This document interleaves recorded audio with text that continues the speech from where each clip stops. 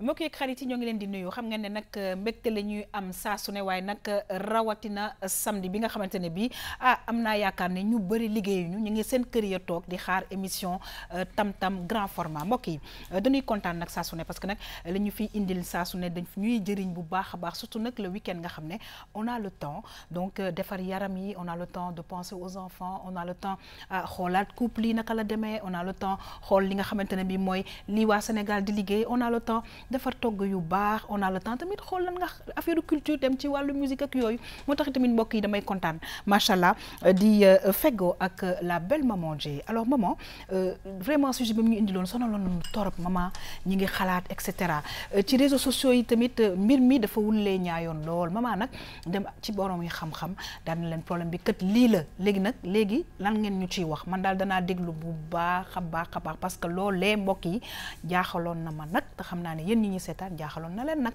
bu ñu jógee ci loolu mbokk yi dañuy retrouver avec beaucoup de plaisir madame Cissé Codou Mohamed xam ngeen lu tax parce que tout simplement daf ñuy indil enfance parce que nag mbokk yi yaakaar naa ne ñun ñëpp dañoo bokkandoo bëgg suñu bébé yi bëgg ñu màggee ca màgg ya ca gën mu am ay yenn gox yu nga xamante ni bi dañ leen fay denc ñu xool dencin bi ana dencin bi naka la demee ànd ci ak madame Cissé Codou Mohamed ba ca kanamee mbokk yi ñu jógee ci loolu nag daal di def un coucou à Karine ñëw ci conseil santé c'est vrai que nag ñi ngi commencé di am vraiment li nga xam ne moom mooy ngelaw tuuti sedd baa ngi ñëw donc comment xooj yi moom de façon xooj nañ yàgg na donc dañ koy waaj a génne léegi nag ci biir loolu ñu xool nag ci wàllu santé ana lan la cuuraay di def parce que nag léeg-léeg ñu ci bëri surtout nag pneumologue yi ils sont pas d'accord parce que y a beaucoup de cas d'asthme ici au Sénégal ak ay allergies kon loolu dinañ ci ñëw ci conseil santé mbokk yi ñu liggéey ci loolu nag daal di nag xam ngeen ne saa su ne dañuy ànd ak suñu xarit Iba les ateliers de Iba jot ngeen gis plat bi nga xamante ne bii defaloon nañu ko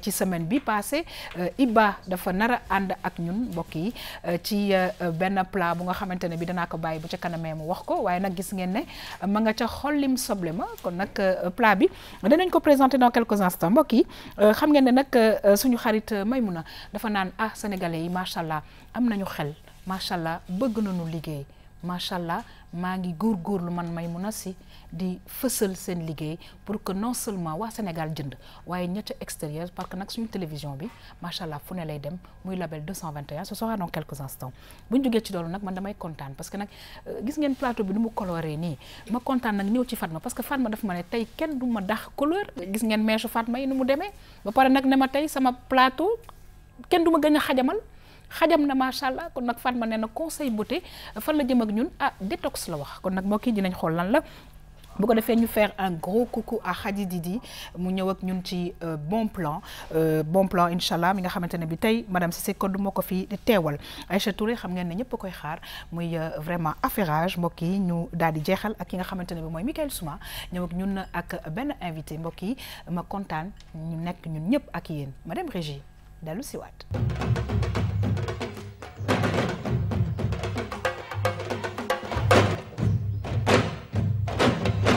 waaw du ma def rek lu dul mbokk yi di nuyu bu baax a baax et avec un très grand plaisir la belle maman Dieye xam naa ne nag maman temps yi série Bazin yi incha allah nee na ci suuf la ma ko waxee nee na dina ma ci jox te bu boobaa dinaa ko sol wan leen ko maman maa ngi lay nuyu di la dalal jàmm bu baax a baax ci plateau samedi bi c'est toujours un énorme plaisir pour nous de te recevoir la belle maman Dieye mais maman nag keroog da ñu sonaloon ci xel léegi nag am na ñoo xam ne seen xel màcc na ci yu bëri donc am na daal lu ñu waxtaanee ak yow xam naa ne danañ ko gis dans quelques instants maa ngi lay dalal jàmm bu baax. merci beaucoup yaa xam kontaan naa man aussi fekkook yow ci plateau bi ak sama naataango yi nii ak téléspectateurs yi nga xamante ni la ñoom ñoo safoo la RTS2 di ko seetaan saa su nekk comme ni nga ko waxee nag samedi bi passé sonal naa leen mais loolu noonu yëpp dafay permettre nit ci rek ñu xam fu ñuy teg seen tànk donc comme ñun suñu xam-xam dafa am fu mu màcc yem fa moo taxoon dañoo seeti woon benn oustaz boo xamante ni moom ci wàllu diine moom moo ñu gën a xarañ su ko defee mu wax ñu yàlla lan la wax ci ndaw si thème bi ma leen indil bii passé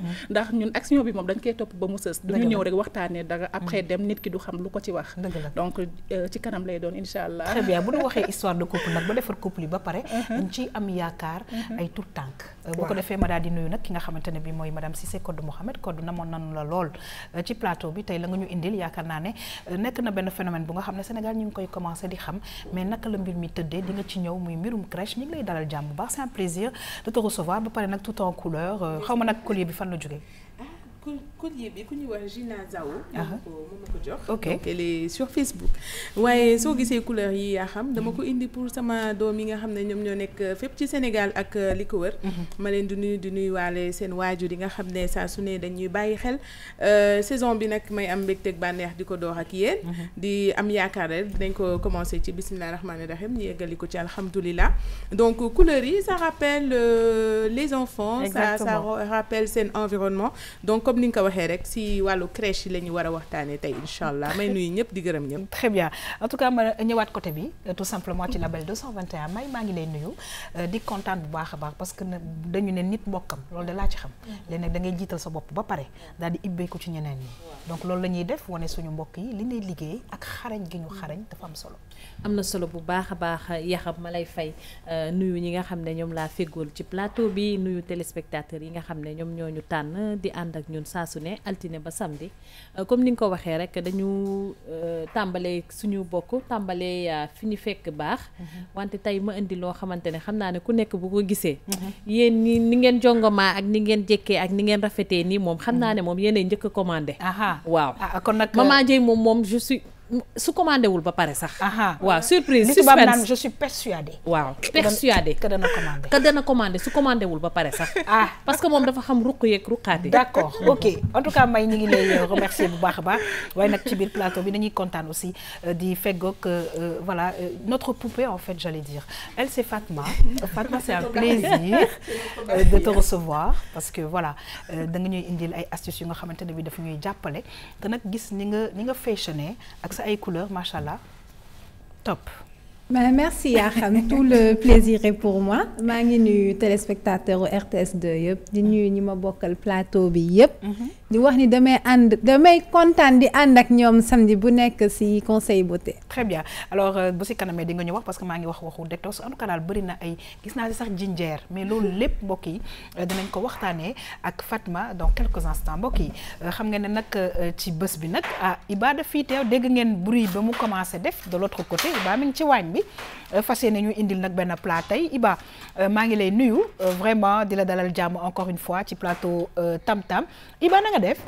waaw ça va Yaxam maa ngi leen di nuyu yéen ñëpp. ñu ngi lay fay. di leen remercier encore si teew bi ñu fi teew tey. très bien pour beneen émission Tam Tam. très bien c'est un plaisir Iba. ouais alors Iba tey lan nga ñu indil en fait. waaw tey ay pâtes laa leen andil. ay pâtes. voilà des on en pâtes... mange beaucoup avec les enfants. voilà ça va être bien. surtout que week-end lañ nekk. d'accord donc un plat rapide. boo xamante ne nii ça va plaire à tout le monde. d'accord. ouais et comment s'appelle le plat. voilà c'est pâtes au poulet. Pâtes au poulet. Mais man, le poulet, je vais le faire avec 2 cuissons différentes. D'accord. Donc une cuisson dans la sauce. Ok. Qui va être une crème fraîche. D'accord. Et une autre cuisson qui va être sous forme de nuggets. D'accord. Donc apporter un peu de croustillant au plat. waa xam nga lu ma jaaxal Iba. oui tey t'as spécialement pensé aux enfants. voilà wax nga pâtes wax nga nuggets. wax nga poulet. donc ça c'est vraiment pour les enfants. Ouais. et pourquoi pas pour les adultes. en tout cas Iba on te remercie. et bu ca kanamee dinañu xool vraiment processus bi nga xamante ne moom ngay fas yéene togg. ñu ngi lay gërëm di la sant bu baax a baax mbokk yi ñu ñëw ak yéen nag ci tam-tamu samedi bi ànd ci avec la belle Maman Dieye mu ne histoire de couple gisoon ngeen la fa jotoon a xew ñu dem xool lan la ci oustaz bi wax parce que doy na waar mbirum gardien boobu def naa ne kenn fàttewu ko donc jarul baamtuwaat ñu dem dellu si.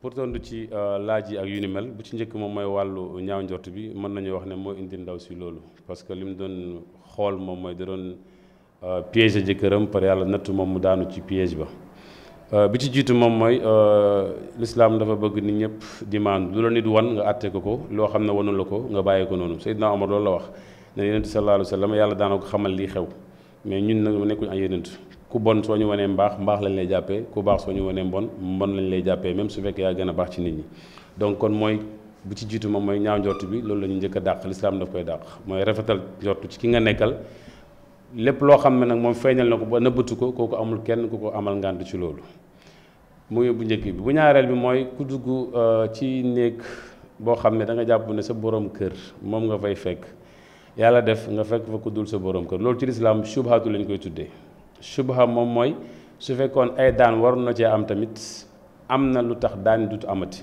parce que yonent bi jàngale na idra'ul xuduuda bi shubuhaat góor a ñëw ànd ak soxnaam wàcc ci néeg fekk fa itam jigéen ju fa àndoon ak borom këram ñoom ñaar bi ndaw si ñëwee fekk ci biir néeg ba jàpp ne borom këram a fa nekk wala góor gu ñëwee jàpp ne soxnaam la fa fekk te ku nekk bàyyi woon na fa soxna wala kii bàyyi woon na fa borom këram la fa xew bu fa xewee loolu islaam même su fekkee ne maanaam jàpp na ne du yoon mais du indeeti àtte bu ñuy teg ci kaw ñooñu noonu ne maanaam dañ leen a war a daan li nga xam ne moom la ki njaaloo war a def maanaam ki nga xam ne dafa am intention mu wóor ko ne ki mu nekk du borom këram wala du soxnaam mu ànd ak moom daan yi mu doon am ñii nii la def leen koy teggi ndaw si ci buntu boobu lañ koy repêché maanaam moom borom këram la jàpp ne moo jëm ci néeg ba ndax yàgg naa gis muy génn waxtu woowu bi mu duggee nag jàpp na ne borom këram a ànd ak moom ndax loolu tax mu bàyyee ko boppam li ko tax a tiit yëpp mooy xam ne du borom këram mais su amoon yéene ne dafay defi loola konoon dafay waaja def ko wala déet loolu benn la kon idrawul xuduuda bi shubuhaat ci buntu boobu dañuy repêché ndaw si ne maanaam kenn du ko tegati daan ndax ci kaw lënt ci la ko loolu dalee. beneen att bi nga xam ne moo ci topp mooy wàllu xale bi juddu wala ëmb bi mu ci jëlee jigéen bu fekkee ne dafa ànd ak ku dul borom këram ci biir bu mu sëy même su fekkee daf ko def intentionnellement moo ko ci jublu waaye waxul borom këram ne ko ànd ak moom kooku doom jooju lislaam doom borom kër gi la koy woowee. Yonent bi sallallahu alayhi wa sallam jàng na ci xadis ne al waladu lil firaash wa lil aahiri al xajar moom mooy jabar ji daal ki ko denc indi ko ci kër gi nekk ak moom ci diggante boo xam ne ni doom mën na faa sosoo saa yoo àndeek moom su boobaa doom bu fa juddoo sa doom la ko lislaam di compter même su fekkee ne du yaa jur doom jooju noonu suñ ko xoolee ci réalité lu dul nag nga xam ne ni jëkkër ji moom moo jël initiative boppam ne doom ji nii juruma ko ndax ay dut yu mu teg su boobaa lislaam am na beneen àtte bu mu koy indil moom la ñu ooyee liaan xaw ma seen temps dina ko may wala déet maye li muy wax rek daal mooy foofu waa ji dafa war a ñëw gëñ ñeenti gëñ ne jurut doom ji su ko defee juróomeel bi mu ne su fekkee ne dafay fen moom yàlla na ko yàlla rëbb ndaw si aussi su gëñee même su fekkee ne du dëgg waaye gëñ na moom ci boppam ne waajee ko jur wala njaalowut ba pare indi juróomeeli gëñam wax ne su fekkee jëkkër ji wax na dëgg wala moom day fen yàlla na ko yàlla mere ni ko alxuraan indee su boobaa ñoom ñaar kenn lañ ci du dóor ndax gëñ giñ gëñ mooy nekkati léegi li leen di repêché ba kenn du leen def benn atte mais nag am na benn atte bu ñuy tëral ci lislaam mooy dañuy tas seen diggante ñoom keroog jour booba bu ko defee duñ mën a dencantituwaat te doom ji kenn du wax ne doomi njaaloon ndax yaayam gëñ na baayam gëñ na atte boobu noonu mooy mujj taxaw foofu noonu. beneen bi ci des moom dafay duggaale ci li ñu doon tontu léegi ndax moom def na affaire ba pare léegi mu ngi laajte nag ndax daf ko war a wax borom këram wala waru ko koo wax ñaara ci am su ko waxee borom kër gi ne daf doon def lii ba lii fekk ko ci kooka beneen atte la doon mais atte bàkkaar moom bi mu doon def ci diggante bi moom amatul ndax lënt bi ñu doon wax léegi subha boobu mooy dàq bàkkaar ji defu ko woon intentionnellement yàlla du ko jàppee li nga xam ne moom la jaam bi def te juum ko te tey ko kooku la yàlla di bind fii nag moom li ci des mooy wàllu dignité la ak ngor gu mu séqat waa ji léegi su ko waxee su ko wóor na su ko waxee na ko def naa nangam seen diggante yem fa te am na lu mu ciy daw su boobaa mën na ko bañ a wax su fekkee ne bu ko waxee isam waa ji tamit mooy seet su ko neexee mu ne bàyyi na su ko neexee mu bañ a bàyyi loolu moom nekkatul attey diine mais attey lan lay doon maanaam neexu waa ji ak ñàkk a neexam ndax mën naa nekk ak jigéen joo xam ne ni lii moo ko dal mu suturaal ko nekk ak moom wala mënu ko ndaw si tamit mu xool ndax su waxee waa ji lii fan lay mujj ak moom mu seet nan la koy defee waaye lislaam moom atte bi mu atte moom mooy njaalo boobu duñ ko compter njaalo bu ñu war a dóoree ndaw si wala ñu di ko teg ay daan ci sama dégg gu gàtt ci diine lislaam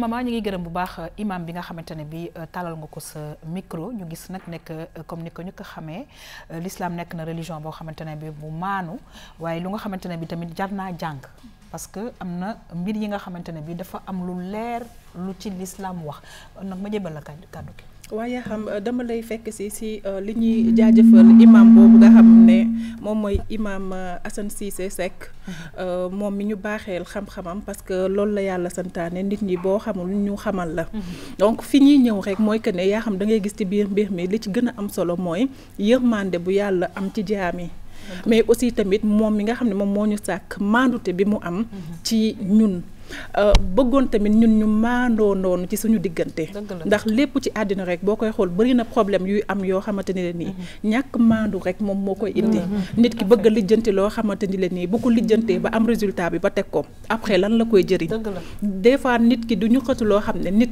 fii ak lim lay wan man damay d'accord ci ne nit lum la wan rek yemal ci loolu ba nga gis leneen soo gisee leneen nag mu leer la ne leneen nga gis bu boobaa nga xam naka nga koy juger heureusement nag pour ñun yàlla moom du nit donc moom bëgg na yërmande ci ñun ba nga xamante ni la nii ginnaaw maandute bi mu am ci ñun tamit dina lay jéggal ci lu bëri loo xamante ne du yow sa digganteeg moom la mais sa digganteeg nit yi moom yow ak nit ki moom mooy des ndax nee na instant bi bu fekkee ne moom neex na ko moom mooy wax ak jëkkëram mais l'islam tegu ko force pour moom mu wax jëkkër ji li xew am nga foofu noonu yërmande yàlla yaatu na donc tey ji bu fekkee ne moom xam na ne jëkkëram parce que ku nekk ak nit sa yëg moom ay at war ngaa xam ban façon nit la bu dee nit ku dal la bu dee nit kuy baale la bu dee nit kuy mën a supporter yenn affaires yi di nga ko xam donc à partir de foofu di nga xam ba xam kii jar naa wax lii war a jaru koo wax soo ko waxee bu la baalee alhamdulilah su la baalu tamit muy noonu lu mu si mënti di doon daal mooy que ne yaa xam pour ñu tënk mbir mi mooy que ne tey ji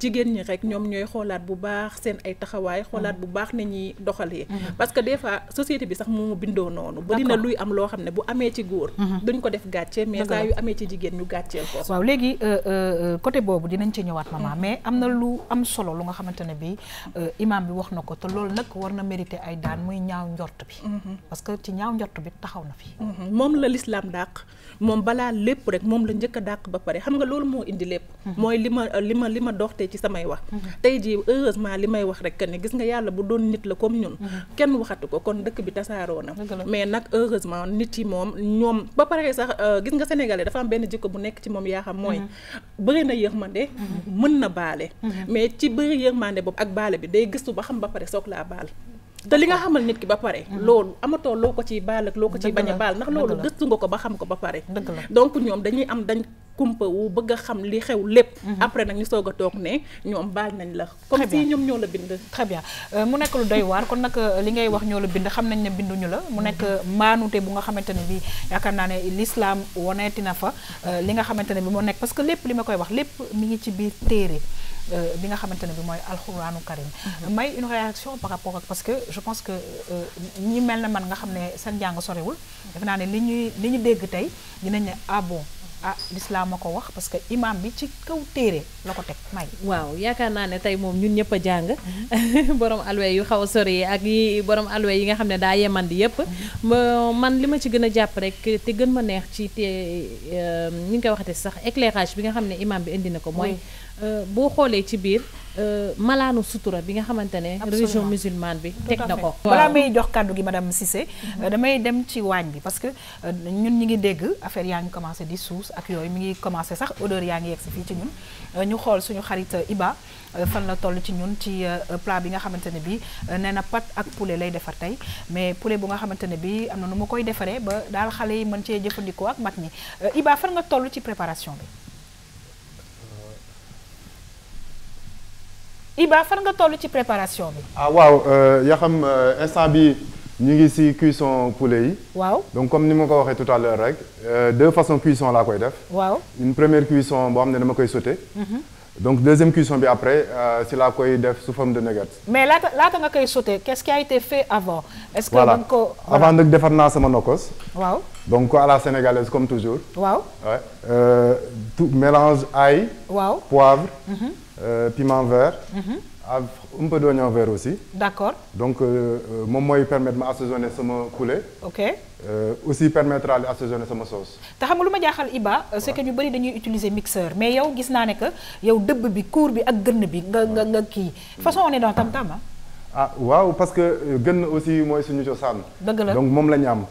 te comme ni ñu koy kiiwee rek gën bi day permettre nga ressortir le vrai goût des épices. Très bien. waaw donc très bien kon nag yaa ngi saaf mu nekk nii. après ñu xool fan nga jëm ak ñun Iba on te retrouve dans quelques instants madame Cissé Codou Mohamed sànq si suuf yaa ngi koy wax c'est vrai que yàlla bëri na sutura c'est vrai que l'islam pour nga xam ko faaw nga jàng ko donc cas bi posé wu na donc on s'est posé beaucoup de questions ñun ñëpp mama dem na ci ku nga xamante ne bi moom am na ci xam-xam donc indi nañu ay leeral daal mu nekk religion bu nga xamante ne bi macha allah sutura bëri na ci ak yeneen i religion yi sax parce que defe naa ne du ñàkk dinañu laaj aussi benn frère mu waxal ñu tamit ci genre cas yi bu ko defee ñu àndandoo ñun ñëpp ci réflexion yooyu parce que Sénégal ñun ñëpp ko bokk. dëgg la yaa xam yàlla ci boppam moo xam yàlla ñi nekk ci diine chrétienne ak sunu diine yëpp benn la yàlla ci boppam. moo kéemaane. moo kéemaane ba comme ni ko sama rakk waxee rek. yàlla du nit daal. xam nga dafa am lu ñuy wax miséricorde bi ma la doon wax noonu dafa am xam nga yaa xam dañ naan par exemple nit mi ngi njaalo. imagine après l'islam li mu la wax yëpp. balaa nga ne effectivement niw bi ñaalo na parce que loolu ñu la wax nga dajale ko mënoo ko dajale pratiquement n'est-ce pas leneen li ci topp mooy lu erreur bi rëy dafa am lu ñuy wax repentir le repentir en l'islam dafa am lu am importance tey jii yàlla nu mu waxee ñaan leen ma may leen noonu la waxee ne tooñ leen ma baalu ma mu dëgg ci yéen ma baal leen parce que xam na ne ñu sommes des pécheurs exactement te leneen li ma ci bëgg a wax mooy jigéen yàlla daf ko suturaal jigéen yàlla daf ko suturaal boo xam ne dama koy faral di wax l'islam gëdd bi mu jox jigéen dafa rëy ñun ñoo ko xamul ñun jigéen ñi donc kon damay jeexalee rek man sama kàddu du ci bari parce que pratiquement madame Guèye ak ki nga xam ne moo di maman wax nañ lépp ñun ñoo war a xam suñu bopp éviter yenn erreur yi bu erreur amee it nga jéggalu sa borom te mu nekk dëgg dooga nag jéggalu ki nga xam ne moom nga ko sexal parce que tooñ bi nga tooñ yàlla bokkul ak tooñ bi nga tooñ sa morom moo xam sa jëkkër la moo xam sa dëkkandoo la wala ku munti doon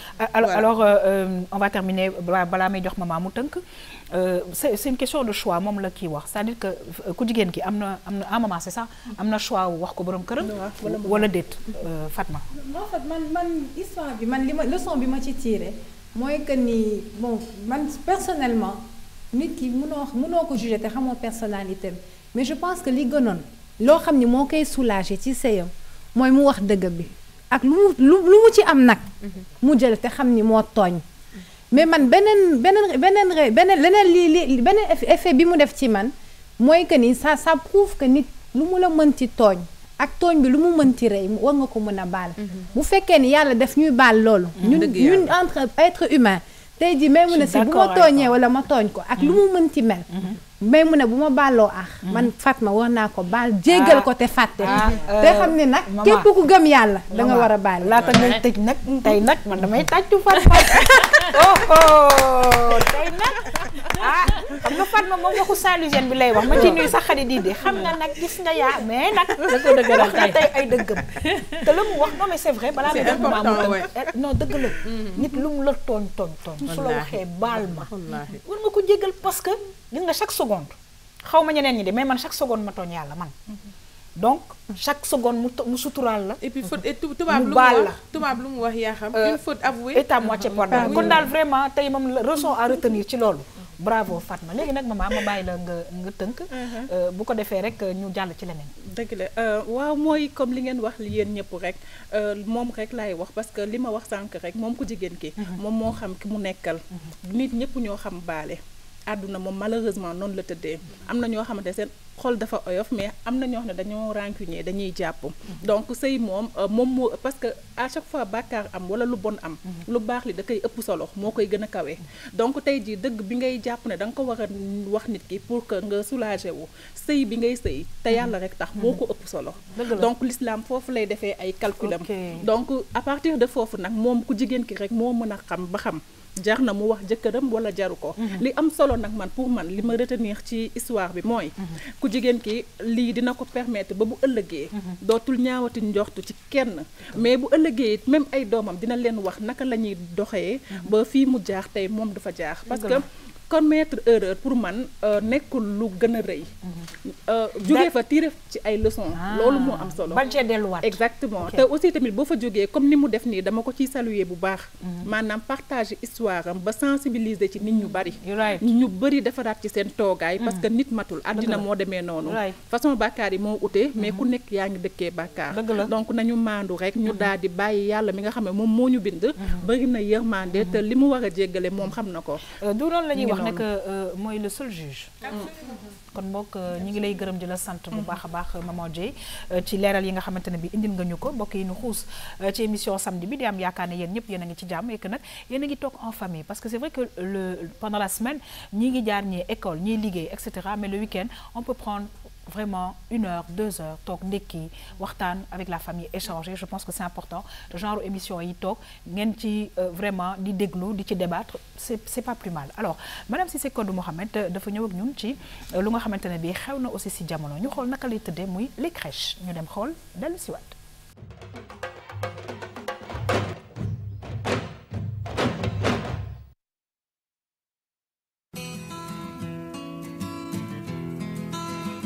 ni xaale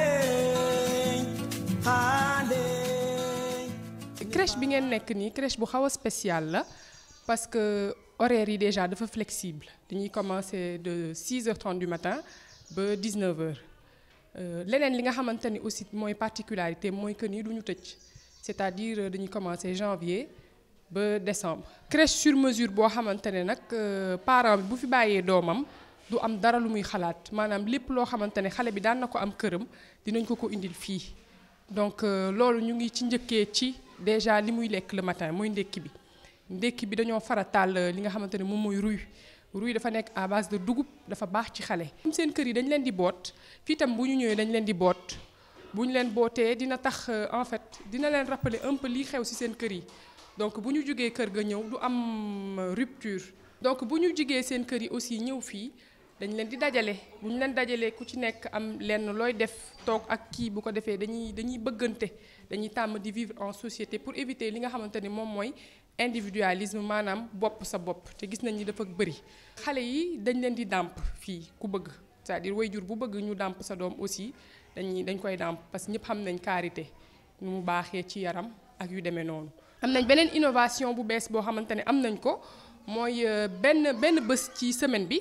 dañuy togg ceeb bu ko defee nag kenn du def ku nekk lekk ak sa bopp dañuy def ndab toog ci ndës xale yëpp groupé wu ku nekk di lekk. te loolu bi ñu ko commencé di ko def seetlu nañ ni xale yi dañuy gën a lekk dañuy foo da ngay gis daal ambiance bu agréable buy am ci seen diggante daal. menu bi bi ñuy proposé pour def ko semaine bi loolu moom dañ koy càmbar bu baax a baax. bépp produit boo xamante ne baax na ci yaramu xale rek dañ koy def ci biir menu bi. on tend vraiment vers le bio léegi ñun pour suñu technique gu bopp nag mooy dañuy favoriser li nga xam ne mooy fait maison li ñuy defar ci biir kër yi c'est-à-dire dañuy jënd bu ñu waree defar compote. du ñu dem jënd ji compote par exemple ci supermarché yi ak yooyu nga xamante ne day am ay colorant day am ay affaires yu bari yuñ ci yokk yoo xamante ne xaj na du méngoo ak xale bi li muy soxla ci yaramam donc dañuy jënd ñun suñu ay fruits yu bopp defaral ko suñu bopp mixé ko di ko jox xale yi. weer bu jot dañuy woo kenn ku nekk kër docteur mu ñëw xawal xale bu nekk ndax mu ngi màgg bu normal ndax mu ngi lekk bu baax.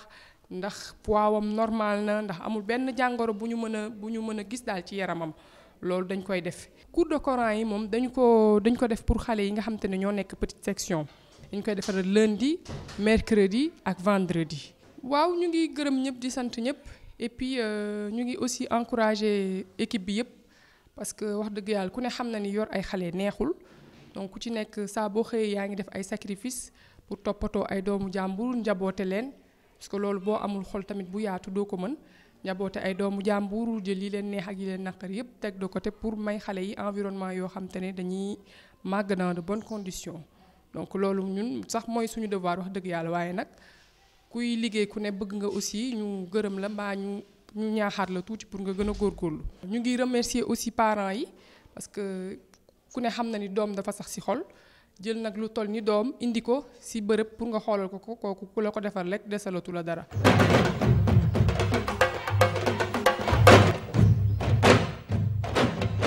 la mu wax dëgg la c'est vrai que nag doom dafa sax ci xol moo tax tamit defe naa ne jigéen ñëpp ak góor ñëpp dañoo war a njabootee ñëpp parce que ëllëg yàlla rek moo xam waaye Kodou dañu lay remercier bu baax a baax ci sujet bi nga xamante ne bi indil nga ñu ko tey mu am ay pàcc yu nga xamante ne bi danaa la ci junj tuuti rek ñu daal di wéy ñu ne heure yi li ma ci neex mooy 6h30 bi ñu wax c'est important parce que da lay permettre nga déposer sa doom mun dem liggéey 19h c'est-à-dire que di nga am temps wàcc dem jëli ji sa doom beneen bi innovation bi côté nourriture bokk bi nga xamante ne bi léegi de plus en plus tu vois xale yi ku nekk ci sa table ngay toog ak sa palaat bu ndaw te loolu nekkul woon suñu cosaan beneen bi mooy organisation bi nga xamante ne bi moo fa am ak wàllu santé bi saytu bu ñuy saytu xale yi. oui absolument yaa xam loolu nga lim lépp mooy li nga xamante ne si moom moo ma attiré en fait parce que il faut que ñu wax leen aussi yaa xam crèche yi dafa bëri ku jóg ubbi crèche. kon du day jóg ubbi crèche Fatma jóge ubbi crèche et tout pour ut xaalis. et la preuve crèche yi en général dañuy cher. cher nañ cher boo xam ne dañ la naan xale 50 000 te 13 heures nga wax ñëw jël ci xale bi c'est pas à la portée de tout le monde. donc du coup c'est pas à la portée de tout le monde xam nga damay choisir chaque année ma dooree suñu saison ak crèche yi. parce que ñun ñi nga xam ne nous sommes des mamans yi nga xam ne dañoo choisir ñu active suñu casse-tête mooy suñu doom yi. absolument ndax bu ñu leen bàyyee ak jànq yi dinañ leen téye bu baax ndax duñ la woo ne la lakk na wala daanoo na wala yu demee noonu wala tamit da ngay xalaat bu fekkee ne dañoo nekk ñi nga xam ne dañu dëkk ci ville yi te dëkkuñoo ak maam yeeg tante yeeg gore yeeg ñoomin seen da ngay am problème mu sa doom fan lay wax dem. absolument te bu dee da ngay liggéey fu mel ni télé wala kër docteur wala yu demee noonu say absence du mun a nekk. donc ñoom dañoo partir du constat bi nga xam ne parents yi léegi ñu bëri dañoo soxla crèche waaye amuñu lu leen neex. benn parce que cher na ñaar parce que horaire bi 13h imagine soo waree jógee pause dem jëli sa doom encore le problème reste entier parce que l'après-midi fan lay nekk et tout. donc loolu ñu indi problème du ma si ñëwaat parce que wax nga ko sànq. leneen li mooy aussi les habitudes parce que di nga yóbbu sa doom crèche mu jëlee fa ay jikko yu la neexul. jëlee fa jikkoowu individualisme moom rek du maye. égoïste et cetera wala mu jëlee fay jikkoy tubaab wala yu demee noonu mais là bu ñu ñëw ñoom dañoo lister problème yooyu yëpp parents yi doon confronter xam naa ne parent comme moom mën naa joxe information parent bu doon am problème yooyu moo ubbi crèche boobu noonu. très bien donc léegi xale bi bu ñëwee du ñu am rupture et ça j'ai trouvé que c'était excellent parce que effectivement ñun dañ leen di boot dañ leen di jox dugub ñu lekki dañuy lekk cere dañuy lekk les trucs là yi nga xam ne moom la ñu war a lekk ñoom dañuy du am day am prolongement. bu loolu weesoo aussi xale yi ci seen bopp dañ leen di jàngal comment vivre en communauté parce que defoon naa ci sujet dafa am importance yaa xam séddoo nekkoo benn di fawandoo groupe loolu dafa nekk loo xam ne boo nekkee xale nga koy miin soo màggee du la indil problème. alors je vais revenir à toi dans quelques instants maman affaire crèche yi c'est vrai que comme ni mu ko waxee faaw ñu waxtaanee yenn crèche yi parce que am na crèche yu nga xamante ne bii ça se passe très bien am na yeneen crèche yu nga xamante ne bii aussi dañu koy dénoncer parce que léeg-léeg di nga gis ne que dinañ toppatoo xale yi que bu parent bi di waa di ñëw et cetera donc est-ce que tout le monde est d'accord pour affaire crèche yi ou autre chose maman.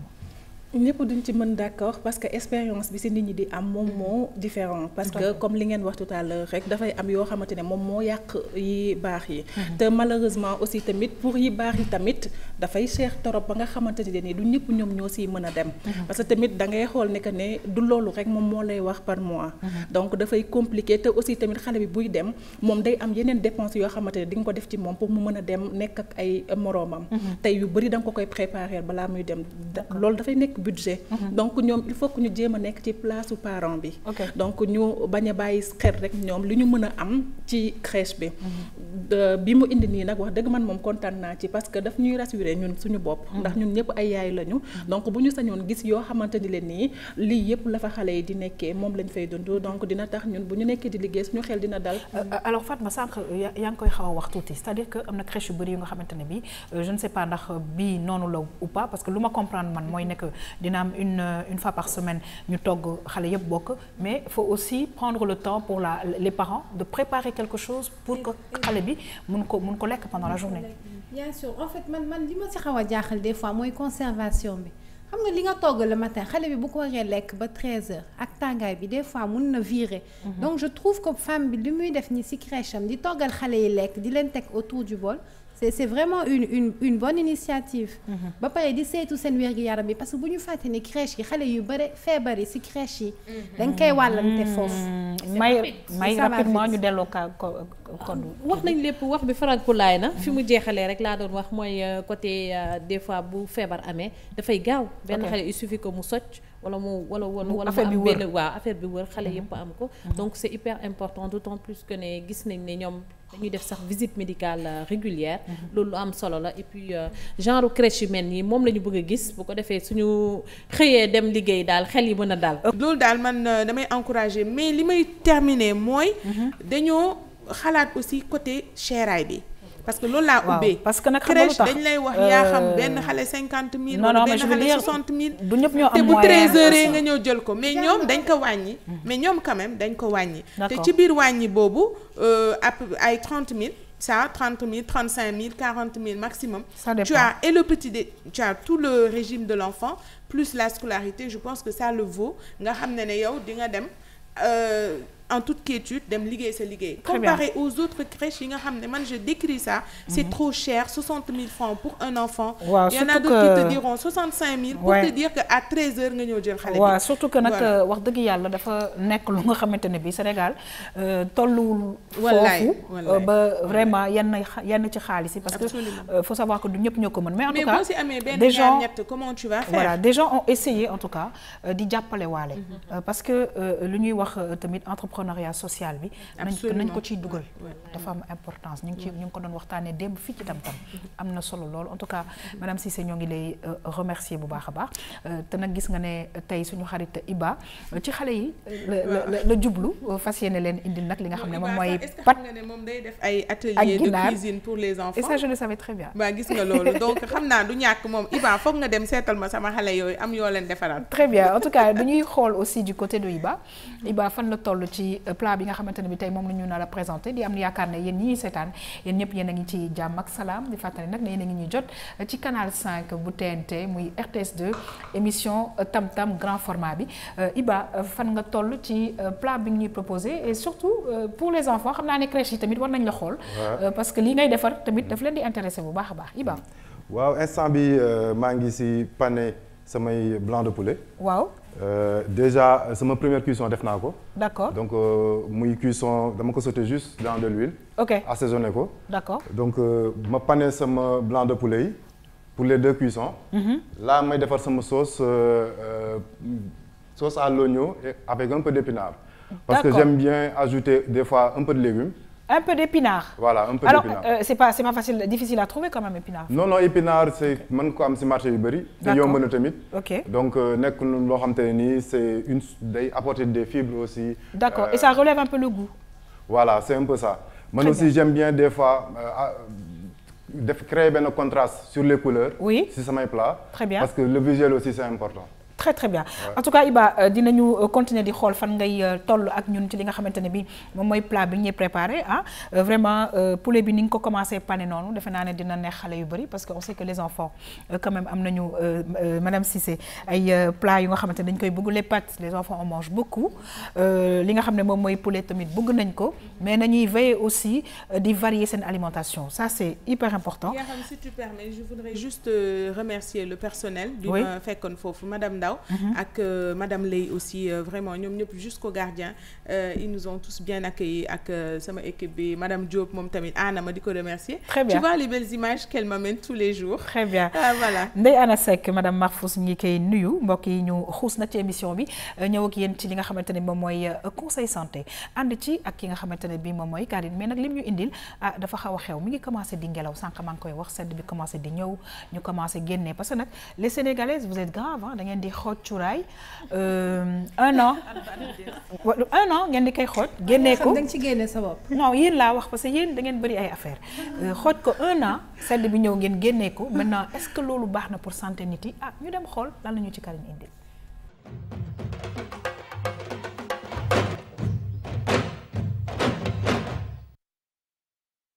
bu neex ci biir kër amul dara lu ko dàq loolu moo tax jigéenu Sénégal bëgg cuuraay lu bari waaye nag duñ koy jëfandikoo léeg-léeg mën na bañ a ànd ak wérgu yaram.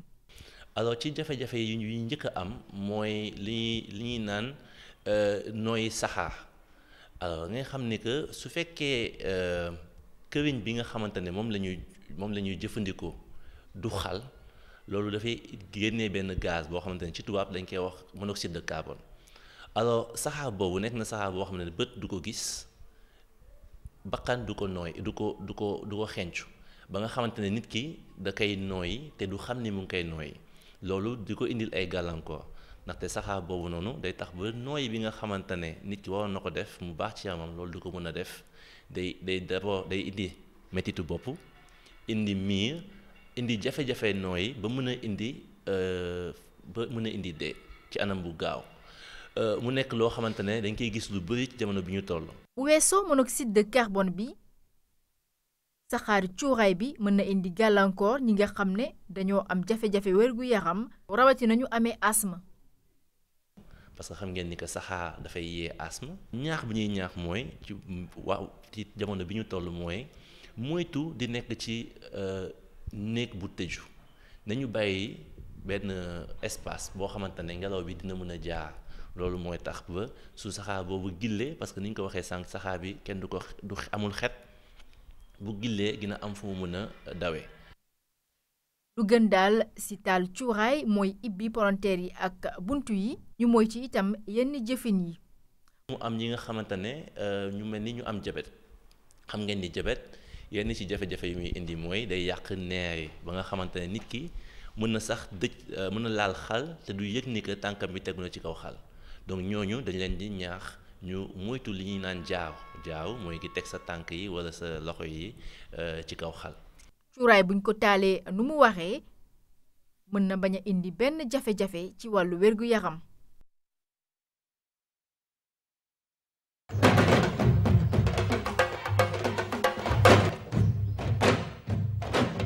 waaw ñuy gërëm nag Karine ci la mu ñu indil waaye nag xam ngeen ne RTS ay taskatu xibaar rek la bu ko defee sotti ceeg def ci la muy reportage bu nga xamante ne bi may su ma juumul Oumou Balde moo ko def moom itamit ñoo ngi koy nuyu bu baax mu nekk fële ca RTS 1 alors Maymouna ma ñëw ak yow directement parce que sànq ñi ngi wax nëbal c'est vrai que nag sénégalais yi dañu mun nëbal on parle de nëbal pas tu sais il y a deux sens de nëbal. maa ngi ree parce que beneen il y a deux sens de nëbal mais nëbal cuuraay c'est-à-dire jël affaire yi xooj ko bu sedd bu sedd bi jeexee ba sedd bi di ñëwaat fas yéene ko nag taal mais nag docteur bi lu mu wax may foog ñu def attention yaa ngi reetaan de Fatma. non mais foog ñu def attention parce que c'est vrai que ne neex na dina indi ay senteurs yoo xam ne vraiment day embaumer kër gi maanaam da koy nuggal ba mu am benn diggante sedd ak tàng boo xamante ne naka lañ koy waxee noxal c'est ça xaw ma olof bi setul donc c'est ça mais li docteur bi wax mooy docteur Mamadou Sy jotoon nañ ko recevoir fii ci émission Tam-Tam li mu wax am na solo te ku nekk war na ci bàyyi xel muy li nga xamante ne mooy di bàyyeekoo ci këriñ bi li ciy gën mooy booy def këriñ bi nga bàyyi ba mu boy ba jeex tàkk ba xonk cuur te même bu boyee ba jeex tàkk ba xonk noonu sax dina am li ciy bàyyeekoo loo xamante ne baaxut waxatuma nag bi nga xam ne boyut bu baax dafa dese ay parties yoo xam ne dafa ñuul leneen li mooy tamit wax na ko mooy sooy cuuraay ñun dañoo tàmm bu ñuy def dañu tëj lépp tëj buntu tëj fenêtre wàccee rideau maman donc loolu c'est à éviter saa su ne bu ñuy def cuuraay nañuy bàyyi foo xamante ne fumée bi dina mën a génn dem ak tamit jaaru bi man jàng naa ci parce que man mi wax dëgg neex yàlla nag moom man dama doon teg tànk yi teg loxo yi te amaana gis nga ndeke am na ay jafe-jafe yu ma ci mën a jëlee may mi ngi koy wax nee na ñu ibbi tuuti mais docteur bi waxul ñu ibbi tuuti de dafa na nga def cuuraay bi nga ibbi carrément man loolu laa dégg de wala doolu ngeen dégg nga def cuuraay bi nga ibbi parce que mi ngi koy wax tëj bi déjà ak charbon bi maux de tête yi vertige yi nee na mun na dem sax ba nga perte ci sa bakkan et ça je pense que c'est important de le souligner. waa dëgg la yaa xam mais man moom personnellement wax dëgg yàlla su fekkee sama dëgg rek laay wax man li docteur bi wax nii duma ko appliquer. même après li ñu wax tey duma ko appliquer. xam naa ne su léegi ñoo fragile. ça veut dire yow tata ça veut dire yow da nga dëgër bopp. non dëgëruma bopp mais dama lay expliquer te mu lay expliquer di nga comprendre xam nga jamonoy maam dañ daan jaaru di suur mur yi di ci def saxaar si ba nga xam ne humidité bi nekk ci mur yi day deñ. ñëw ñu gën a gudd fan. ñun ñoo fragile yàlla moo ñu bindee ñu fragile waaye man daal jàpp naa ne cuuraay daal mënul jug ci réew mi ndax wax dëgg yàlla mur yi faaw ñu cuuraay ko di doy tamit. te da ngay tëj yëpp. non moom bu may cuuraay moom ñëpp dinañ génn ma cuuraay. gis nga ni ma waxee non. waaw mais dinaa cuuraay faaw mu cuuraay tam. waaw dañuy cuuraay ñun ñëpp. mais bi la médecin bi waxee. nga dégg technique bi mu nañ ko changé technique bi laa mënta changé daal. léegi yow lan nga ci def xet bi day dem wala xet bi day dem. mur bi laa bëgg cuuraay. koddu bëgg cuuraay mur ba pare en plus ce qui est dangereux c'est qu'il faut savoir que ñun loolu yëpp ñuy def on ne pense qu'à nous. Il y a les enfants. Ah oui, mais parce que li ngeen di wax sànq maa ngi wax surtout quand tu dors avec un enfant. Il y a les enfants. Voilà parce que loolu dafay indi fatt mais xam nga affaire yi moom cuuraay yaa xam dama ko bëgg sama biir xol. mais on le sait, tout le monde aime ça. Je comprends un peu, même si je suis pas tout à fait d'accord avec ce que maman dit, mais je la comprends. nit ñi dañu bëgg yal nañu yàlla musal ci kër gu guus yaa xam kër gu guus moom vraiment yal nañu ci yàlla musal. mais loo gis kii la tactique la méthode la. loo gis rek système la. ak mesure. exactement waaw d'accord mesure bi dinaa ko wax surtout par rapport ak man jaxas yu ci nëbal googu jaxas yi parce que affaire bi c'est des produits chimiques au fait. tu vois jaxas bi lu ne nga mélanger man j'aime le naturel. gis nga gooye. moo xam nga saaf ko wala nga méchoui ko wala nga xooj ko ci ndox. ah oui goowe méchoui dafa am kon yëgoo boobu. non goowe méchoui dafa am. goowe méchoui waaw les dernières tendances moom dama parce que daf ma yitteel. tuuraay dama koy defar goowe méchoui pour man jaayu ma ko nag mais dama koy defar goowe méchoui am na. neex na trop am na goowe méchoui am goowe saaf bu yàgg boobu ñëpp xam nañ ko. goowe noonu rek day dàq odeur. te goowe méchoui bi wala goowe saaf bi day des.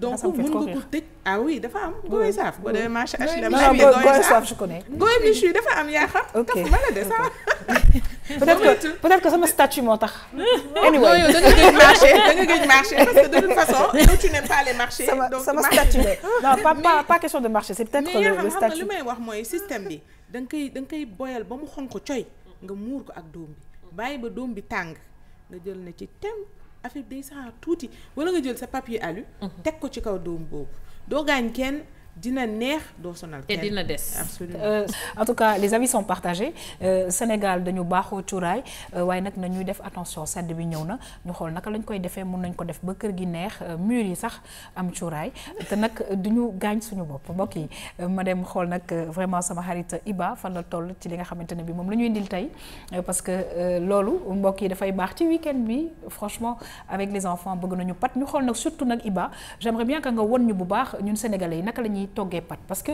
ñun pat niñ koy toggee dafa xaw a wuute ak ni ko italiens yi di toggee te ca ñoom la jógee Iba. waaw donc ñun généralement pat buñ koy togg souvent dañ koy def comme sombi des fois day fondant ba mu ëpp. exactement voilà mais foog naa ne pat li si dàq. mooy nga mun xaw a mel ni comme al dente comme ni ko italien yi di waxee. donc war nga am tuuti mâche mooy booy nga mën am loo saxami tuuti. nga yëg saxami bi waaw. voilà donc instant bii nii moom teg naa samay pat. donc xam naa ne cuisson entre 8-9 minutes rek lay doon. d'accord du yàgg. du yàgg voilà. très bien parce que après dama koy ajouter sama sauce. ok donc cuisson bi day continuer foofu. d'accord voilà très bien en tout cas sa marmite rafet na te nag sopp nañu Maman Dieye marmite bu weex de ci biir wàññi sopp nañu ko de setu jigéen du dëgg kon nag mbokk yi du ñu def rek lu dul daal di wéyal émission bi bu ko defee ñu daal di ñëw nag ci ki nga xamante ne bi moom li sénégalais di liggéey lay wër di ko fësal ñu koy duppee nag madame Guèye Maymouna Sy ñu ñëw nag ci label 221 mbokk yi ñu dem dellu si waat.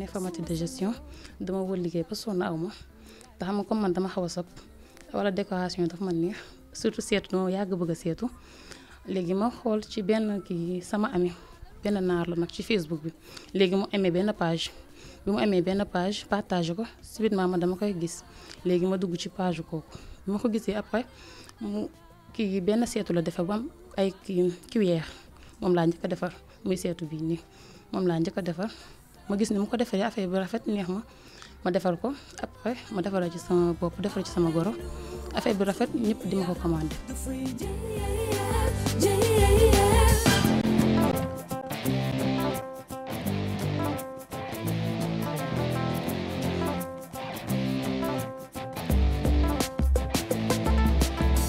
Femme du feu bras du feu lay duggee ngir mën a bàyyi sama waar su ma mënee jàppale bépp jigéen ngir coono wàccee.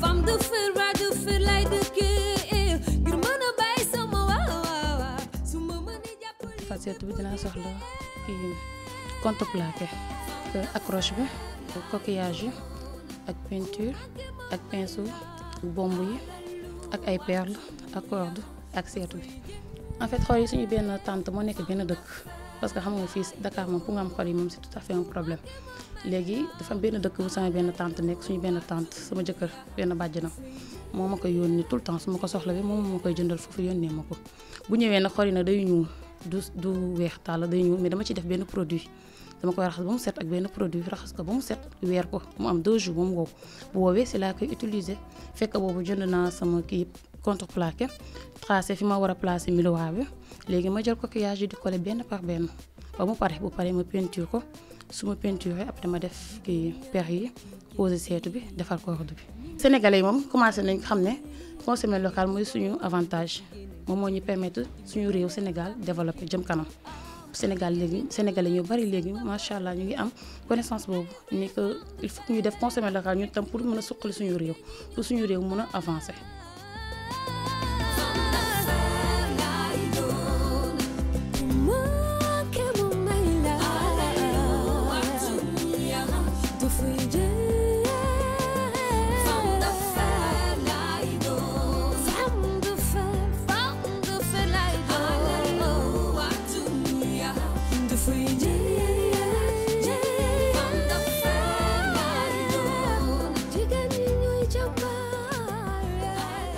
mais vraiment elle m'a séduit ñi ñëw sama kër ñëpp la affaire bi séduire sama sœur yi sama xarit yi ñëpp ma koy laaj tout le temps ñëpp naan dame bi de vraiment elle est intelligente lii mu defar ku amul kii doom moo lay wax ne jigéen ñi ay jàmbaar la ñu daal vraiment apprécier naa ko trop trop liggéeyam.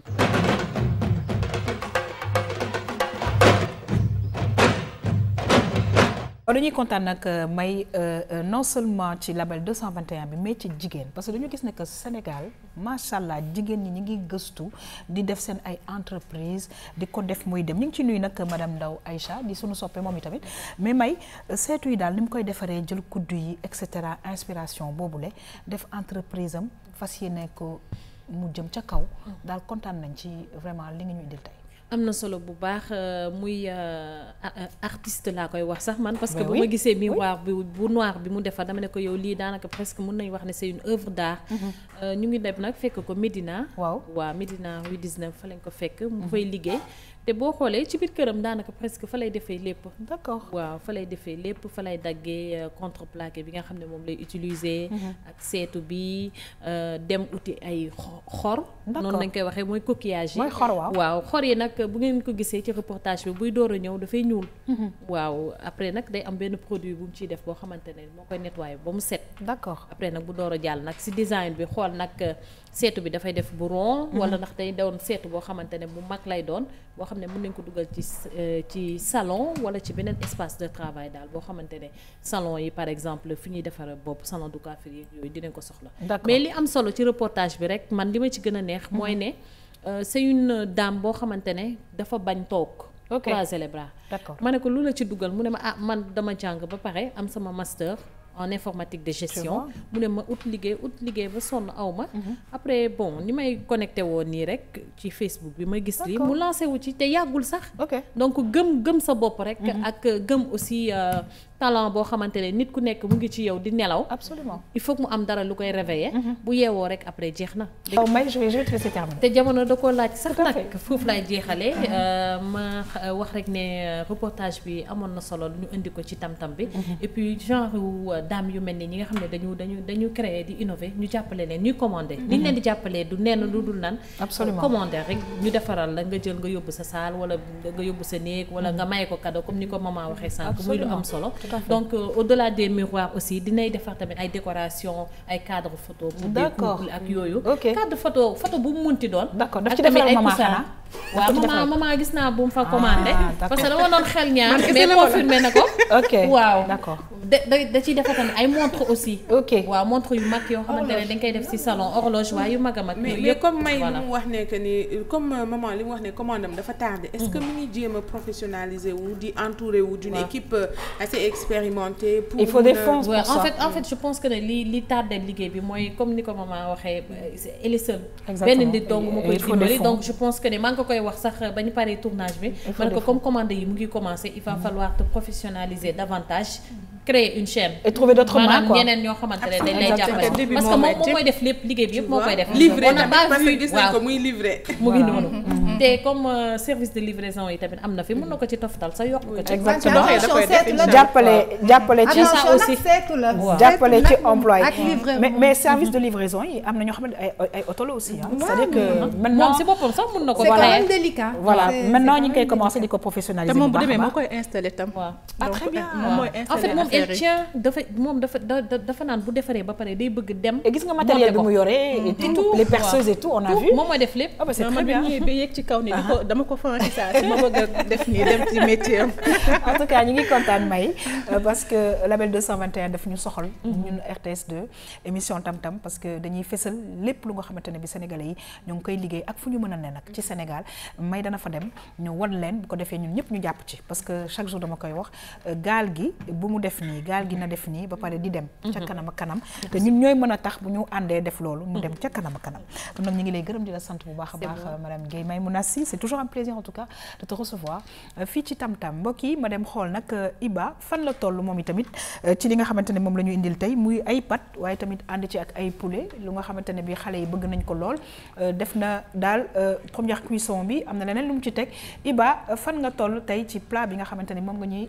indil tey waaw déjà suñuy pat pare na moom laay bàyyi nii mu xaw a fendi tuuti ok là maa ngi jublu si cuisson nuggets yi d'accord voilà sama sauce tamit pare na ok donc damay bàyyi si kanam tuuti rek que ma réchauffer ko comme ça ma mën a jàll si service bi d'accord alors Iba nuggets yi nag mën nga ñu expliquer waat tuuti rek par rapport ak nuggets yi voilà sama nuggets yi dama def une panure simple dama samay nen laa jël assaisonné ko tuuti rek sel avec un peu d'herbe parce que man j'aime bien les herbes comme ay persil coriandre avec accompagné ko benn chapelure ok donc dañuy tremper déjà si nen bi tremper waat si chapelure bi am na ñoo xam ne sax dañuy préférer aussi tremper waat ko si farine mais man j'ai voulu faire simple donc utiliser juste nen ak chapelure très bien en tout cas Iba dinañu xool ca pandaw ga lan lañ nga ñuy présenté waaye mbokk yi nag du ma def rek lu dul dem régie dellu siwaat ànd ak suñu xarit Fatma ci conseil beauté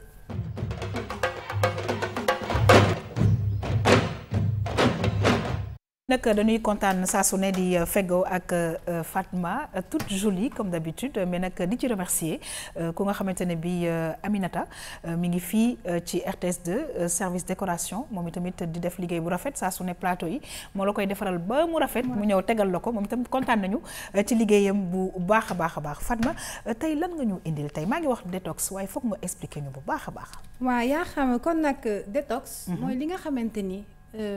xam nga yaram day am ay toxines maanaam lekk yi léegi dafa industriel dañoo bëgg lu niin bëggal suukar bëgg sucre yi même café donc souvent saison yi buy changer boo jógee ci tàngaay jëm ci seddaay wala dans l'année boo ko bëggee mën nga def benn cure boo xamante ni di nga ko def au minimum 3 jours. d'accord te loolu li tax ñu indi ko ci conseil beauté c'est que cure boobu. dalay jox une belle peau. da ngay gis ñoo xam ne dañuy am problème mu peau grasse. problème mu peau sèche tous les problèmes de peau. cure boobu day détoxifier. sa organe yi de telle sorte que ça se reflète sur la peau et sur le visage. d'accord voilà. léegi nag pour loolu qu'est-ce qu'il faut faire. donc pour loolu il faut donc. Les cures de détox, il y en a plusieurs. Tout à fait. Mais généralement, on les fait avec les fruits de saison. D'accord. Ou les légumes de saison. Légumes bogis et fruits bogis, on peut détoxifier. D'accord.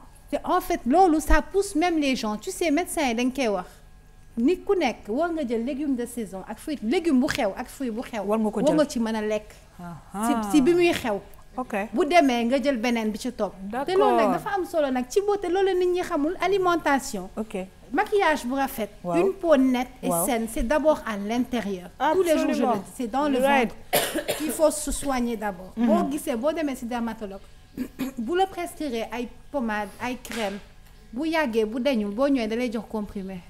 waaw des comprimés dañ koy parce que c'est à l'intérieur. Le mal est à l'intérieur. C'est là où le bas blesse. La santé est dans l'assiette. Exactement. Et la beauté aussi. Exactement. Donc man pour démonstration yi ma indi j'en ai amené 2. D'accord. Mais man, je conseille les 2 en même temps. Ok. Donc la première démo, c'est le citron dans l'eau chaude. Le citron dans l'eau chaude. Dans de l'eau chaude, oui. Maanaam daal ci ndox bu tàng limon. waaw limon ci ndox bu tàng. ci ndox bu tàng le citron dans l'eau chaude. mooy bi nga xamante ni le matin nga koy jël. à jeun balaa ngay lekk dara. da ngay jël sa limon. nga daggat ko. boo ko daggatee nga def ko ay carré ay dés comme tu veux. ñi am estomac garaawul. non ñi am estomac grave en fait personnellement ñi am estomac ci garaawul parce que boo ko naanee da ngay lekk. ok bon c'est-à-dire bu dee estomac supporté na ko mun nga marquer une pause. peut-être de 15 minutes 20 minutes avant de manger. d'accord et après tu manges. donc le citron tu le presses da ngay nari limon bi génne ndox bi. ba pare dugalaat ko ci biir ok mu infusé exactement merci ko léegi nga jël tu prends ndox bu tàng ndox buy bax. ok nga jël ko sotti ko ci kawam. ok nga bàyyi ko ci. d'accord 10 à 15 minutes ba mu infusé. waaw nga naan ko sans sucre. parce que damay rappeler ni que cure détox boo koy def. day nekk période boo xam ni waxuma ni doo lekk suukar wala doo lekk lu niin mais dañ koy éviter au maximum. c'est-à-dire boo doon añ sax ceeb bu niin di nga ne 3 jours yi parce que cure bi c'est au minimum c'est de 3 jours à 6 semaines. donc mais le minimum c'est 3 jours donc da nga naan ñetti fan yi dama ciy privé sama boobu même bu fekkee ni da nga bëgg a ceeb wala lu niin nga éviter ko c'est-à-dire heure añ bu jotee au lieu nga lekk lu niin nga dem xool loo xam ni amul diw. bu bare nga lekk ko nga éviter suukar. tu sais ça me donne envie de goûter à ça. mais est-ce que c'est à jeun? Est-ce que justement c'est la question que je voulais vous poser. À jeun et sans sucre. C'est à jeun et sans sucre. Et sans sucre. Et pourtant naan ko nii comme ça. Et c'est très bon. Moi je le bois. Je peux? Tu veux? Non, ça va te brûler, l'eau est bouillante. Mais je vais essayer. Non, l'eau est bouillante. Je t'en ferai boire une prochaine fois. Mais j'ai envie de boire, elle me dit non. Non, je veux pas. C'est vrai? Oui, je refuse. C'est un choix. Ben oui. Donc c'est ça. Boo ko bàyyi 15 minutes ba mu infusé nga naan ko mun nga xaar bu fekkee ni mën nga xaar une trentaine de minutes. Mais il faut boire ça chaud ou pas chaud? Tu le prends tiède. Parce que bul fàtte ni ndox buy baax. Ça prend de temps d'infuser. Il faut mu infuser te je vais te dire une chose gis nga citron bu nekk ci ndox bu tàng du nekk ci citron kese gis nga deru limon bi. dafa am lu muy génnee alcaline. ok dafa am benn substance bu muy génnee bu duggee ci ndox bu tàng. boo xam ni c'est une substance qui a beaucoup de vertus. donc lii am na ñoo xam ne dañ koy naan pour détox mais en même temps damay rappeler ni cure détox. Ça amincit et ça élimine le ventre. Je parle en connaissance de cause. Ça, d'accord. Ça amincit et ça élimine carrément le ventre, la graisse du ventre. Mais par contre, il faut rappeler aussi qu'une cure de détox, c'est pas un régime. Les gens s'en servent pour maigrir, mais c'est pas un régime. C'est une cure que tout le monde devrait faire pour éliminer les toxines de son corps. D'accord. Et la fréquence? Donc c'est 3 jours. À chaque changement de saison, tu le fais au minimum 3 jours. Ça peut aller de 3 jours à 6 semaines. Parce que faut être très courageux pendant 6 semaines. Merci. Merci beaucoup. Donc ça, tu peux le prendre. Même quand tu n'es pas en cure de détox, le matin, tu peux prendre. Il paraît que c'est bien. Hein? Mais c'est très bon. Même le miel et le citron, le matin à jeun aussi de Fabar. Ok. Citron, bon, machallah. Alors, on passe à autre chose. Voilà, ça c'est la première démo. Le matin à prendre. Donc dans la journée, boo naanee lii suba teel si ndekki bi si journée bi mun nga defar sa jus boo xam ne day remplacer sa ndox durant toute la journée en période de cure. Donc jus bi da ngay jël déjà de l'eau eau potable. D'accord. Voilà ndox boo xam ne mën nañ ko naan nga jël sa jinjeer nga def ko ci boo jëlee jinjeer bi nga def ko ci nga dagg raxas nga ko non jarul gratter doo ko gratter danga koy daggate rek dugal si danga koy daggate coomi autant que tu veux. nga jël sa concombre. D'accord. Concombre bi ngay jël nga daggat ko.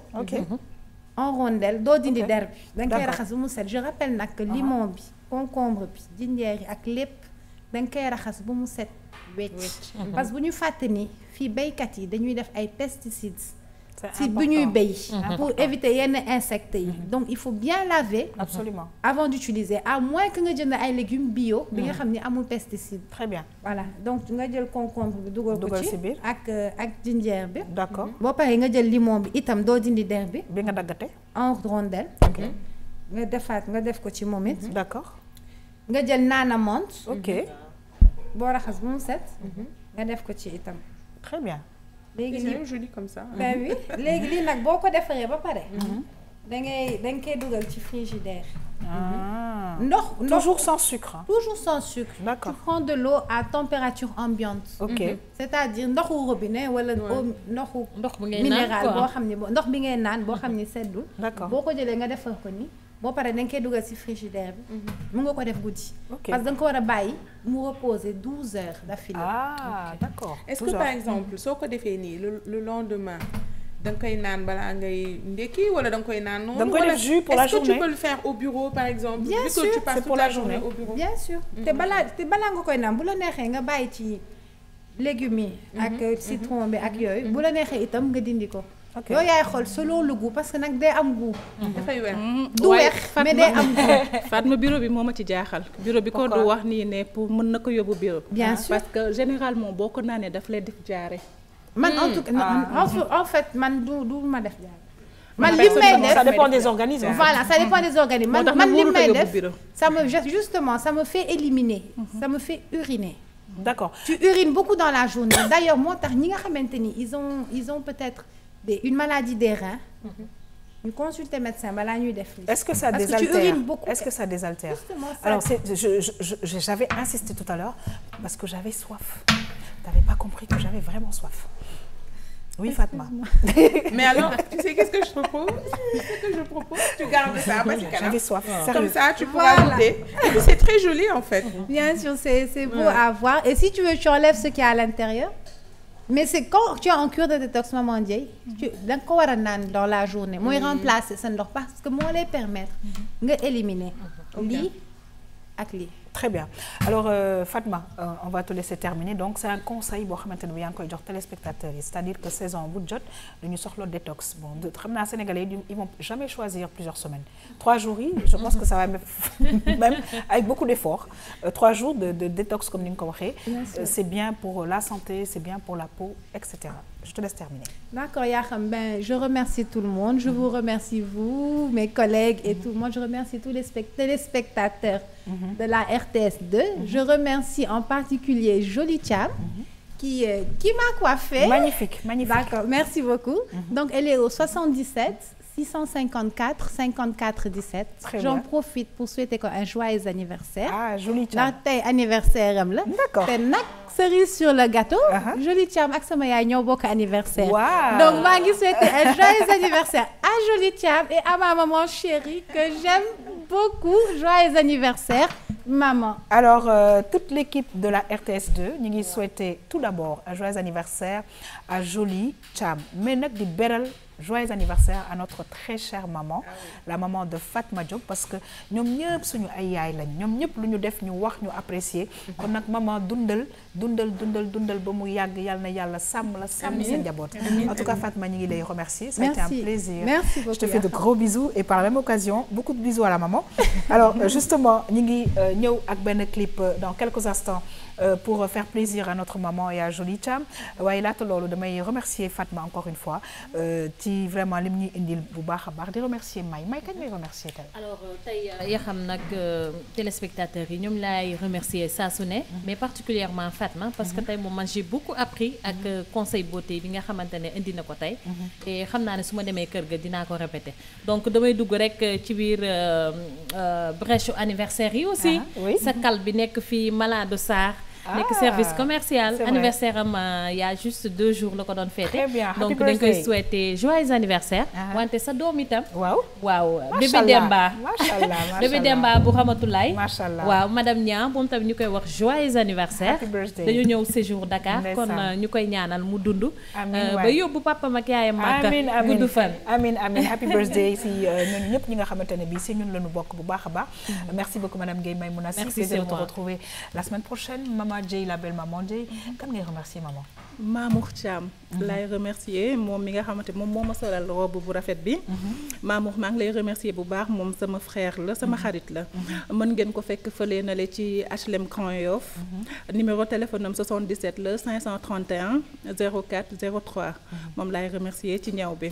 bu ma jógee foofu jàll Esprit Chic Fassane moom min nga ko. donc moom lay remercier ci bopp bi ak make-up bi numéro téléphone am 77 la 653 79 26. sinon ñu remercier monsieur Ndaw waaw mi nga xam te waa Alassane ñu remercier ko bu baax parce que day jàpp ci liggéey bi. très ñu bien leen di remercier. en tout cas yéen ñi nga xamante ne bi yéen a nar a wàcc plateau bi ñeneen wuutu leen ci émission bi maa ngi leen di gërëm leen sant bu baax a baax képp ku nga xamante ne bi sa anniversaire la happy birthday to la maman de Fatma encore une fois happy birthday to bébé Demba ak ñëpp ñi nga xamante ne bi seen anniversaire la tey mbokk yi di leen jox rendez-vous dans quelques petites minutes juste le temps ñu xool benn clip recevoir beneen équipe merci à vous. bu ca kanamee incha allah mbokk yi dinañu feggoo ak Michael Souma ak invité am Aïda Sok alors she just says I'm in love with you. I say I'm in love with this song. Oh, it is right. Thank you. Yes, it welcome. is. Welcome. Alors c'est une façon aussi mbokk yi de lui souhaiter la bienvenue justement. Merci. Aïda Sok nga xamante ne bi moom mooy invité Michael Souma mais laata loolu mu may ma nuyu ñi nga xamante ne bi ñooy sunu ay chroniqueurs di ci jiital nag vraiment galanterie oblige damay commencer par la grande Aïcha maa ngi lay nuyu di la dalal jàmm Aïcha nga ñëw ak ñun tey ci vert blanc bi xaw ma nag fan la ñu jëm tey. est-ce environnement. On va environnementer l'affairage. D'accord. Oui. Ok.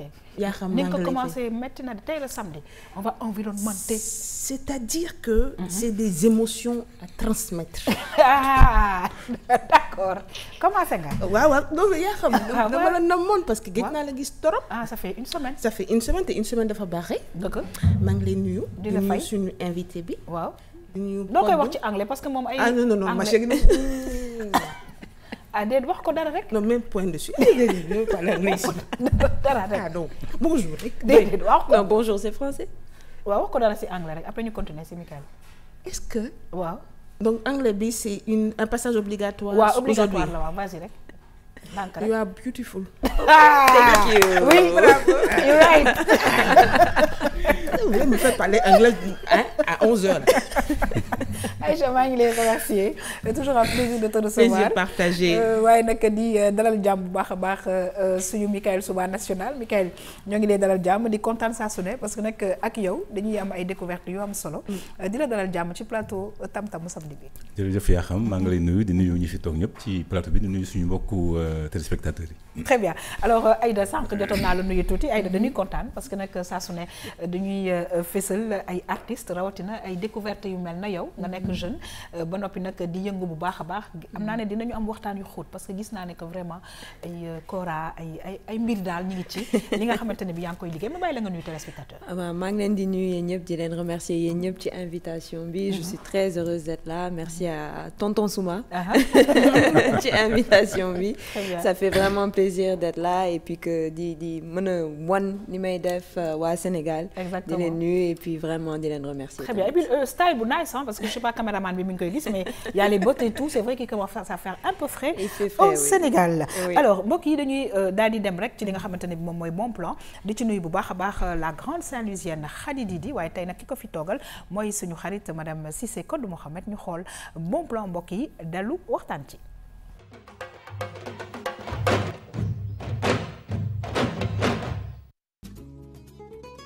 Depuis avril 2017 numéro vert bi mu ngi fonctionner et que ñu ngi ko teg nag pour permettre population yi ñu mën a woote informer wu ñu orienter leen wax leen fan lañ mën a jaar ci wàllu yoon ba tey jii nii ci situation bu ñu mënta nekk mu saafaraw.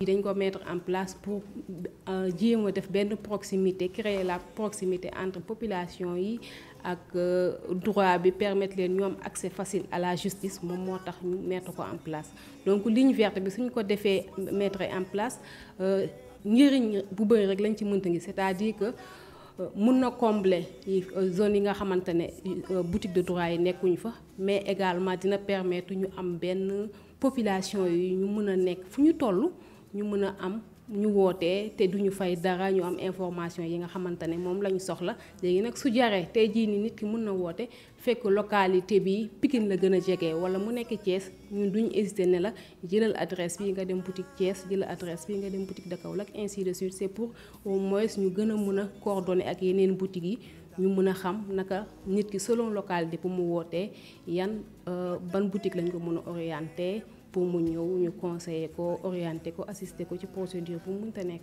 ligne verte bi aussi ci conseil lañ mën a yem ci orientation nit ki mën na woote aussi fekk kaam vraiment ça nécessite mu rapprocher wu les boutiques là dañ lay wax nga jéem a déplacer wu nga ñëw ñu defal la assistance bi nga xamante ne moom méngoo ak sa situation. léegi numéro vert bi c'est le 800 805 805 soo wootee doo fay dara di nga saa yoo wootee di nga trouver benn juriste sur place bi la mën a accueillir waxtaan ak yow orienté la comme ni ma ko waxee tantôt selon cas bi nga xamante ne moom moo la tax wala soxla bi nga xamante ne moom moo la tax a jóg.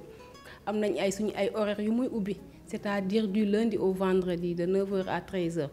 ligne verte bi mu ngi fonctionner léegi on prend la pause pour reprendre à 15h et après day fonctionner ba 17h30 donc ci heure yooyu may wax bépp nit bu ñu mënta woo te am soxla ci ñun di nga trouver benn juriste sur place bi la mën a conseiller orienter la. service bu ñu la mën a rendre ci biir AG c'est gratuit muy accompagnement bi muy assistance judiciaire que ça soit psychologique wala médical ñun dinañ jéem a def ci suñu kéempalaay kàttan ba sa dërëm doo ko génne pour que sa situation mën a régler.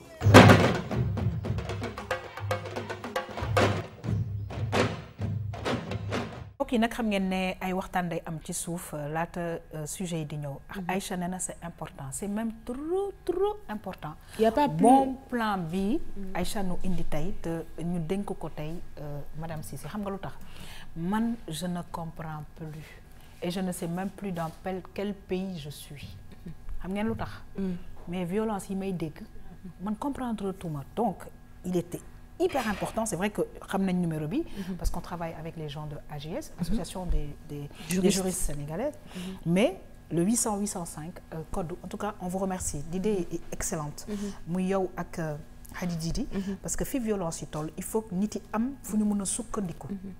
Pour réflexe woote bi. Oui.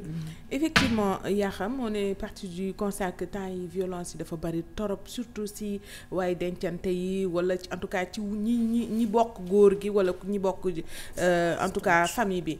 Et bon plan c'est juste pour dire que bon plan moom fépp lay génne. Absolument. Donc moo tax tey bon plan droit bi ñu indi may nuyu sama rak Khady Didi Wade di ko fi tegal ak mbégteeg bànneex. Alors tey dañuy ñëw ci numéro vert bi du 800 805 805. Je rappelle numéro vert boo leen ko déggee xarit yeeg mbokk yi mooy doo leen fay dërëm. mooy numéro boobu boo leen jëlee seen téléphone mbaa seen fixe. En tout cas jumtukaay bi xarala bi doo leen ci fay dërëmu Mali. moo xam ngeen am crédit ngeen bañ a am crédit. Donc bu fekkee ne da nga. c'est important. waaw ça c'est très important. am crédit amoo crédit. am crédit amoo crédit da ngay jot. c'est te gratuit boo amee crédit doo ci fay. c'est gratuit duñ lekk sa crédit. D'accord. Donc amul excuse munoo ne aw ma crédit wala dara xanaa kay li nga mën a wax mooy yëguma ko woon moo tax ñu jottali leen ko. parce que souvent cas yu dramatique yi ñuy dégg notamment bi amoon fële ne Maris ñu koy regretter bu baax a baax dëkkandoo yi ñi témoigner nee nañu daan nañ leen dégg ñuy jotee. Donc souvent boo déggee yenn cas yooyu dañ naan dugguleet au fait day nekk luy raam ba jëm ci ñag bi ni ko olof di waxee. En tout cas je rappelle le numéro vert 800 805 805 alors là tamay dem affairage ma xool Iba fan la toll ci li nga xamante ne bi moom la ñuy toggal tey muy pâte ak poulet ak li nga xamante ne moom ay nuggets te xale yi sopp ko lool Iba fan nga toll ci plat bi nga xamante ne bi dans quelques instants dinañu ko war a mën a présenter suñu téléspectateurs yi ñuy seetaan. waaw daanaka suñu plat pare na. waaw donc moo war a jublu ci dressage bi. très bien. def naa samay nuggets. sama pâte mélangé naa ko ak sauce crème fraîche bi. d'accord yëkkatil ma xool parce que gisuma li nekk ci biir de. waaw mu ngi nii. aha donc damay préférer di ci def ay herbes. donc pour am contraste de couleur bi. ok tomate. très bien. herbes et les poulets qu'on a mis à l'intérieur. D'accord.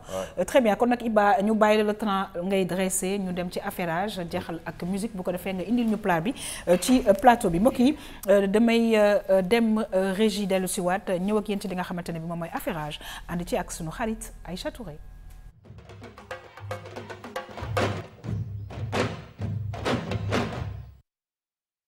Alors Aïcha dañuy ñëw ak yow ci affairage Aïcha lan ngay commencer te nag tey nga. non mais attends pourquoi tu me regardes avec autant de maîtrise de toi? Pourquoi? De maîtrise de qui? De toi-même. De moi-même? Oui. Moi maîtriser moi-même. Pourquoi? Ah parce que c'est comme ça, c'est la vie. D'accord donc saison 4 là c'est ta nouvelle phase quoi. Kanman. waaw. Et ça a été toujours mes phases hein. Non te maîtriser là. Tu veux pas rire? Kanman non tey je vais pas rire. très bien premier affairage. mbokk yi xarit yi c'est comme ça tu présentes non. tu n'as pas dit riba. non xarit yi moo jiitu mbokk yi. c'est la même chose. très bien premier affairage. Robert De Niro. non pourtant arrêté naa parce que mënuma li ngay débuter présentation tam mënuma ko donc xaaral ma. man nee naa retaanuma voilà un point c'est tout. jus bon Robert De Niro. sama acteur gis nga ay Pogatiri ah bon léegi def na 20 ans de mariage ak jabar ji. waaw léegi ils ont divorcé. xam nga li neex ci divorce Robert De Niro bi c'est pas la première fois de. ils se sont mariés en 98. divorcés 99. ils se sont remariés. et ils ont redivorcé cette année. après 20 ans de mariage. Robert aussi il y a quelque chose de c'est son 4e mariage. non mais ça va revenir parce que comme ñoom dañuy bàyyi di ñëwaat dina ñëwaat. xam nga bu ñu waxee ñett après dootu mun nekk. on dit ñaari xol ñu binante ñu bàyyante.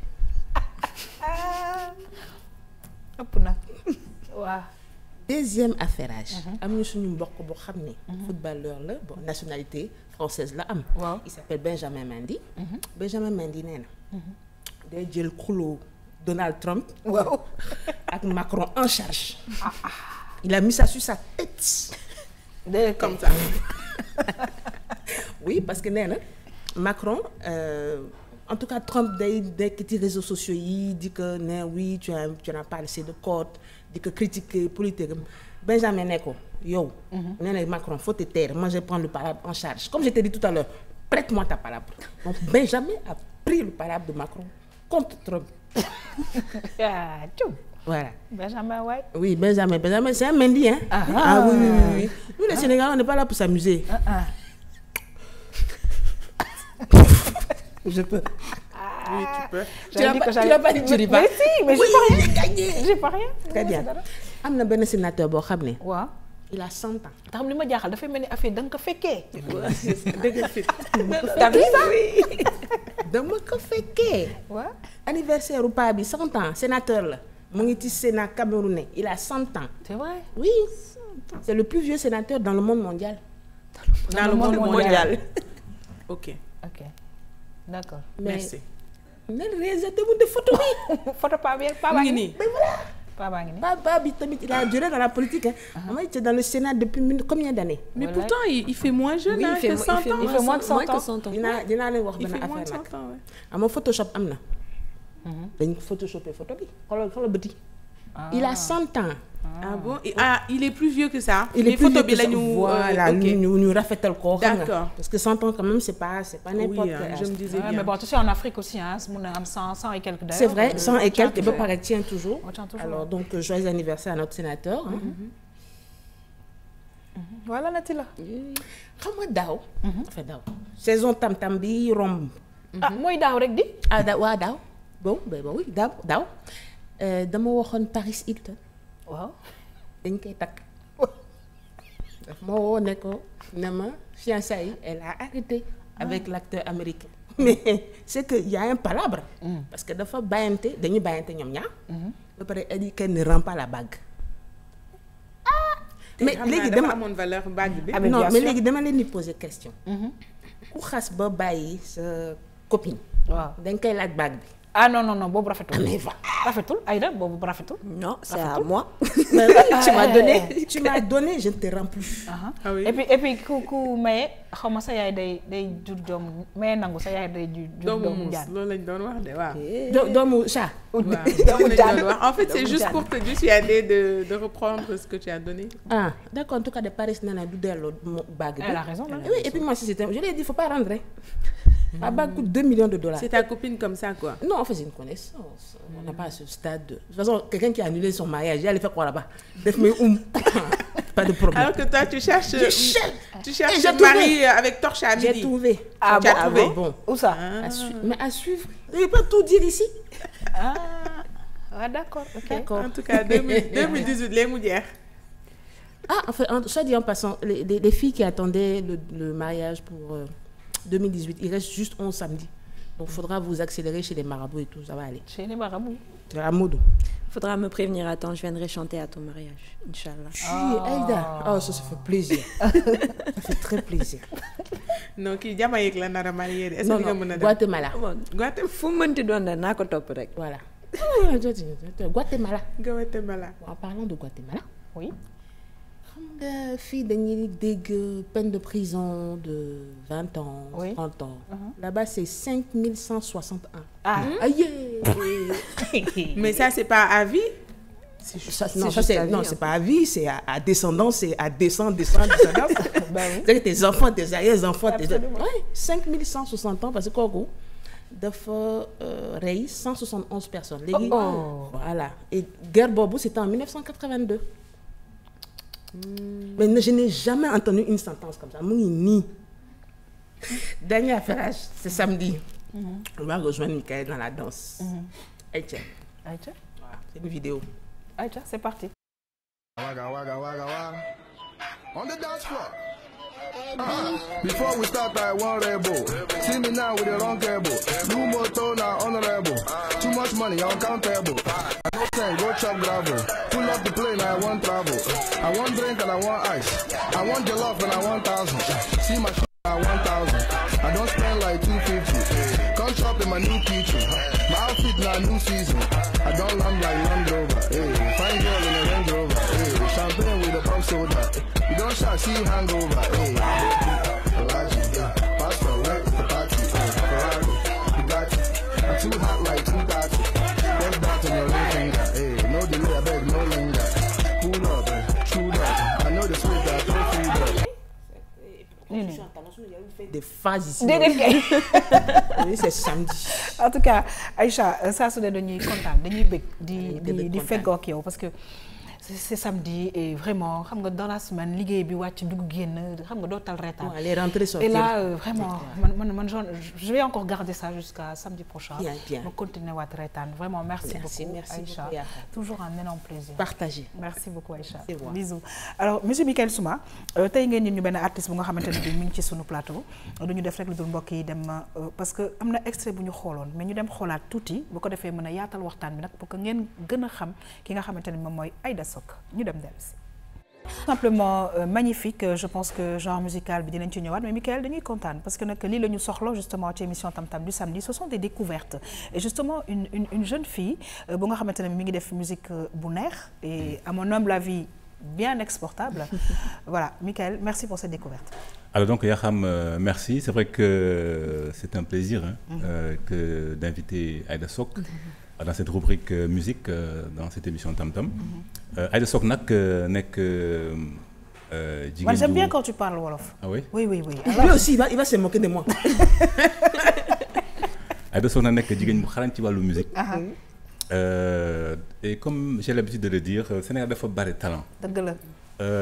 ñu ngi def liggéey bu doy waar bu rafet ci wàllu musique bi mais ñu ci bare xamuñu leen parce que en général muy rajo yeeg télévision yi ñu ci bare dañu leen xamuñu leen sax ba di leen di teg tu vois donc man nag yàgg na nekk sama liggéey comme ni ma ko waxee et d'ailleurs c'est Dakar FM qui se retrouve yàgg di ici dire quoi dem di xool talent yi et je pense que dans toute chose dafa am relève et c'est important tey ñu xalaat relève bi donc Aïda Sock nekk sénégalaise c'est vrai que mu ngi juddoo Niamey au Niger nekk sénégalaise de père et de mère. D'accord. Donc elle a vécu au Sénégal, elle a grandi ici. Bu mu fi jógee nag dem jàngi États-Unis. Ok. Parce que moom elle a fait business international. Donc c'est pas que la musique Aïda Sock. Ok. Parallèlement elle a fait un peu de elle a été dans la mode, le mannequinat et tout. Oui. Ça se voit. Ensuite, mu jóge fa commencé musique. Okay. En 2011, je pense qu'elle a fait un single qu'elle a enregistré dans un home studio. Oui, mais c'est jamais sorti en fait. Jamais sorti, voilà. C'était juste comme ça. Tu as fait un certain nombre de travail dans la musique. D'accord. Mu jóge fa dellu fois Sénégal ñibbisi Sénégal. C'était en 2013. Ok. Alors bi mu ñibbisee nag continuer ay business am fii avec sa famille. Ok. Ce qui est une bonne chose. Fekk bàyyi woon na fi ay xarit. D'accord. mu jëlaat contact ak xarit musiciens yooyu. Ok. ñu def ay quelques sons. D'accord. dañu enregistré ba 2016 m'ont participé dans l'émission de Voice. Hein. Je pense que on peut regarder quelques extraits de cette émission de Voice là. Et je pense que c'est cette émission-là qui l'a quelque peu propulsé. C'est important de revoir ça. Alors du coup, quand je ne savais même pas que c'était Erykah Badu, mais j'ai tout de suite dit Erykah Badu. Non seulement le style, c'est vrai que Erykah Badu est une américaine noire from Dallas. Hein, donc le sud des États-Unis. Alors déjà, quand quelqu'un comme Claudicia est derrière et qui applaudit, it's like suñu Michael Soma fille. Ça veut dire que ku xam musique là. Et vraiment Michael, merci pour ce beau cadeau du samedi parce que voilà, elle a participé à The Voice Africa. Afrique francophone. Super. Oui, mais c'est tout à l'honneur, n'est-ce pas, du Sénégal, de la musique, n'est-ce pas, sénégalaise. Hein? Donc comme pour dire encore une fois que am nañu ay musiciens yu xale yu nekk Sénégal yu xam ne am nañu niveau. Niveau international, niveau mondial. Absolument. Mais je pense qu'aujourd'hui, il faut que les diffuseurs nous relatent cette programmation au niveau des radios et des télévisions. Parce qu'il faut que nous ayons des techniques, nous les xam. Et je pense qu'aujourd'hui, c'est tout à l'honneur de cette émission Tam Tam sur la RTS2. Mom Naktam, c'est vrai qu'elle a fait des apparitions, quoi, aux États-Unis.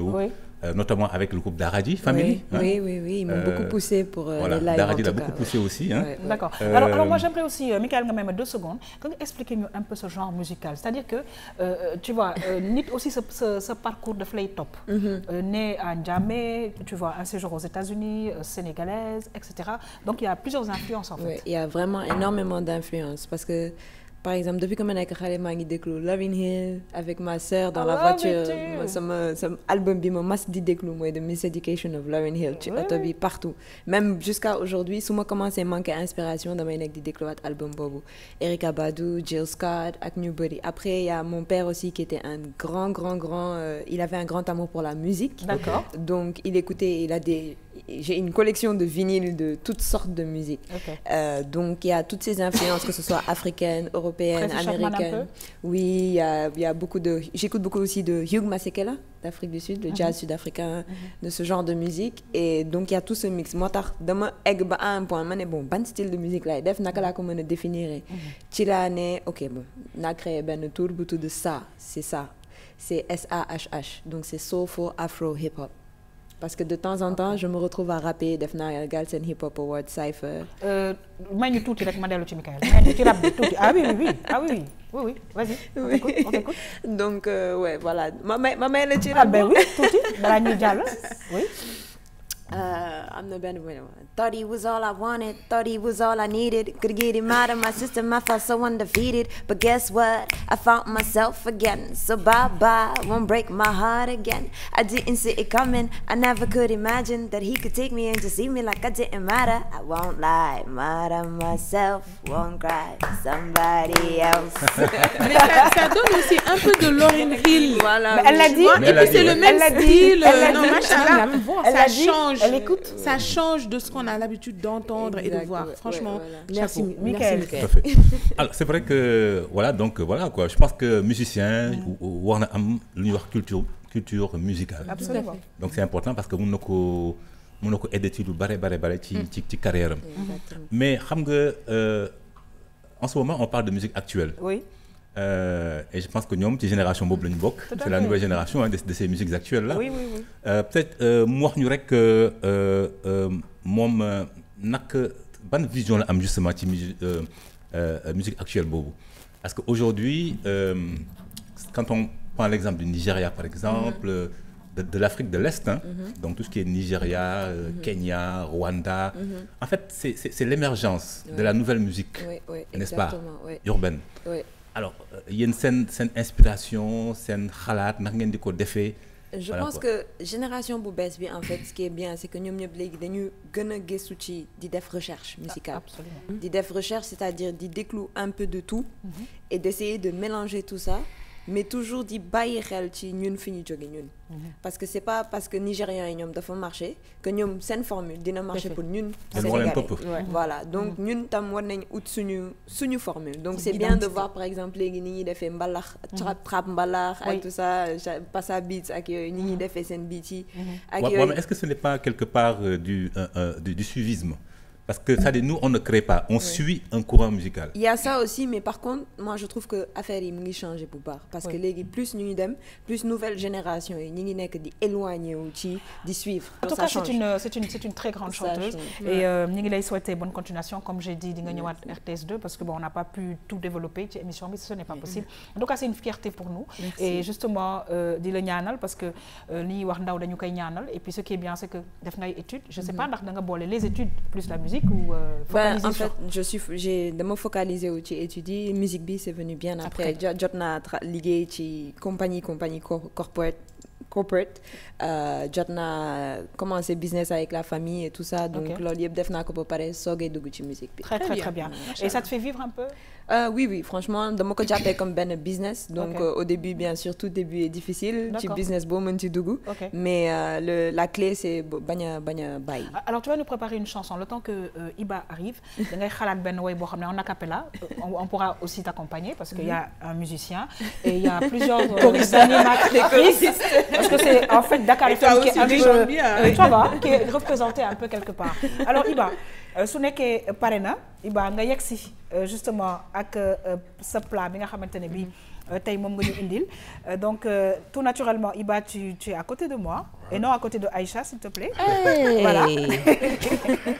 Alors Iba. Voilà. Donc plat bi nga xamante ne bii ma bàyyi da nga expliquer li nga xam ne moom nga defal téléspectateurs yi. Voilà. Alors tey ko nii caméra bi gis ko bu baax. Voilà. Donc tey ñu ngi leen andiloon des pâtes au poulet. D'accord. Donc mais le poulet ça a été cuisiné de deux manières. OK. Donc une cuisson dans la sauce. Donc mu am benn côté fondant. D'accord. Et une autre cuisson croustillante sous forme de nuggets. OK. Donc accompagnement bi c'est crème fraîche. OK. Avec un peu de jambon, un peu de tomate et des herbes pour apporter benn touche benn fraîcheur voilà. Très bien. Alors Iba xam nga leen rek moo ma jaaxal wax dëgg yàlla plat bi baax na rafet na et tout c'est bien fait. Mais Iba plat rek amul fourchette amul dara. wax nga dëgg nag mais voilà. Foog naa ne plat bii di tableau d'art la déjà. loolu laa ko considéré dafa am kum koy yóbbul après. léegi yow nii nga naan nañ ko nar a bàyyi. En tout cas ça a l'air loxo am na de. waaw mais raxasuwunu kat. dañoo raxasuwul Iba. nga wane kii bi waaye le temps que ñuy way. pour jeexal émission bi. xanaa war nga am benn fourchette. non mais yaa xam yaa ngi taxamtiku. parce que damay woo Léna si boppam laay woo. Léna Sarr Iba. indil ma fourchette bi. benn rek. non mais pour Aïda am nga fi ay gan de. Aïda am gan la. gan yi nag mais benn bi da nga xam ne laa koy doyee indi benn rek. du doy alors Iba maa ngi lay xaar. alors téléspectateurs yi dañuy kontaan vraiment di ànd ak yéen ci émission samedi muy émission bu nga xamante ne bii dinañ ci foo dinañ ci ree waaye tamit dinañ ci indi ay information yi nga xamante ne bi utile pour tout le monde en tout cas doon kontaan bu baax a baax di ànd ak Aïcha Touré Aïcha maa ngi lay remercier bu baax a baax. maa ngi lay remercier di kontaan saa su ne parce que da nga may reetaanloo et vraiment des fois c'est pas facile reetaanloo moi mais toi par contre tu y arrives à tous les coups. Alors Aïcha merci. Merci plaisir beaucoup, de te retrouver la semaine prochaine. Inch'Allah, ça fait quand même 17 ans oui. que je te fais rire. Oui. Je te retrouve samedi prochain. Et de plus en plus. Oui, en plus, ça va viendre. D'accord, ça va viendre. Merci Aïcha. Michael Souma dañu def rek lu saa su ne yow itamit di la sant di la gërëm parce que nag ñi nga xamante ne bi yaa ngi leen di fésal dañ leen war a fésal justement te nag ñu choisir la ci émission bi pour nga ñu defal musique xam nañ lu tax parce que bu ñu ne Michael Souma ne musique defe naa ne kenn du am loo ciy naatable Michael ñoo ngi lay gërëm encore une fois di la sant. jërëjëf yaa xam jërëjëf suñu mbokku téléspectateurs yi. yéen ñëpp ñu fi toog. Kodou, Aïcha, Aïda, voilà. Merci. Yaham, toi aussi. Merci beaucoup. Plaisir de te retrouver la semaine prochaine. Voilà, et puis bon appétit, quoi. Oui.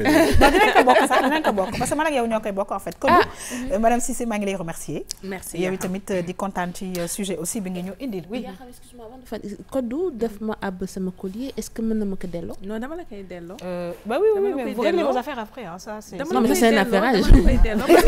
Parce que depuis 17 ans, tu me traumatises. Donc, dès que je sors du studio, je te le rends. Voilà. Magnifique collier. Merci Aham, merci Aïcha, Michael, celle qui nous rappelle Erika Badou, Lauryn Hill, et puis je vais rajouter aussi Sally Gnolo. Je ne sais pas si tu la connais, qui a chanté Tam Tam. Voilà, donc merci à toi Aham, c'est toujours un plaisir de partager le plateau avec toi. Mais remercier Zina Zao, donc mon accessoire bi. Elle elle est disponible et elle est joignable au 76 549 50 75 ou le 78 121 52 37 ou tout simplement vous pouvez la voir sur Facebook Gina Zao. Alors je vous donne rendez-vous donc semaine prochaine pour une actualité pour les enfants. Très bien. Iba yexili yéen tamit yéen ñi sétane donc on va terminer en beauté en musique avec Aïda Sok yéen ñi nga xamanteni bi yéen safo RTS2 ma ngi leen di gërëm di leen sant bu baax a baax di leen ñaanal jàmm ak salaam di leen souhaiter vraiment un très bon week-end ba noppi nag mbokk yi di leen wax ne ñu ngi leen di jox rendez-vous inchallah altine pour beneen émission Tam Tam. Tey le samedi, donc pourquoi pas partir avec un bon mood, toujours avec du Bob Marley qui est un bon Aïcha, mood. on y va? Said I remember when we used to sit. Yes. In a government yard in RTS. Over serving the hypocrites. Mingle with the good people we meet.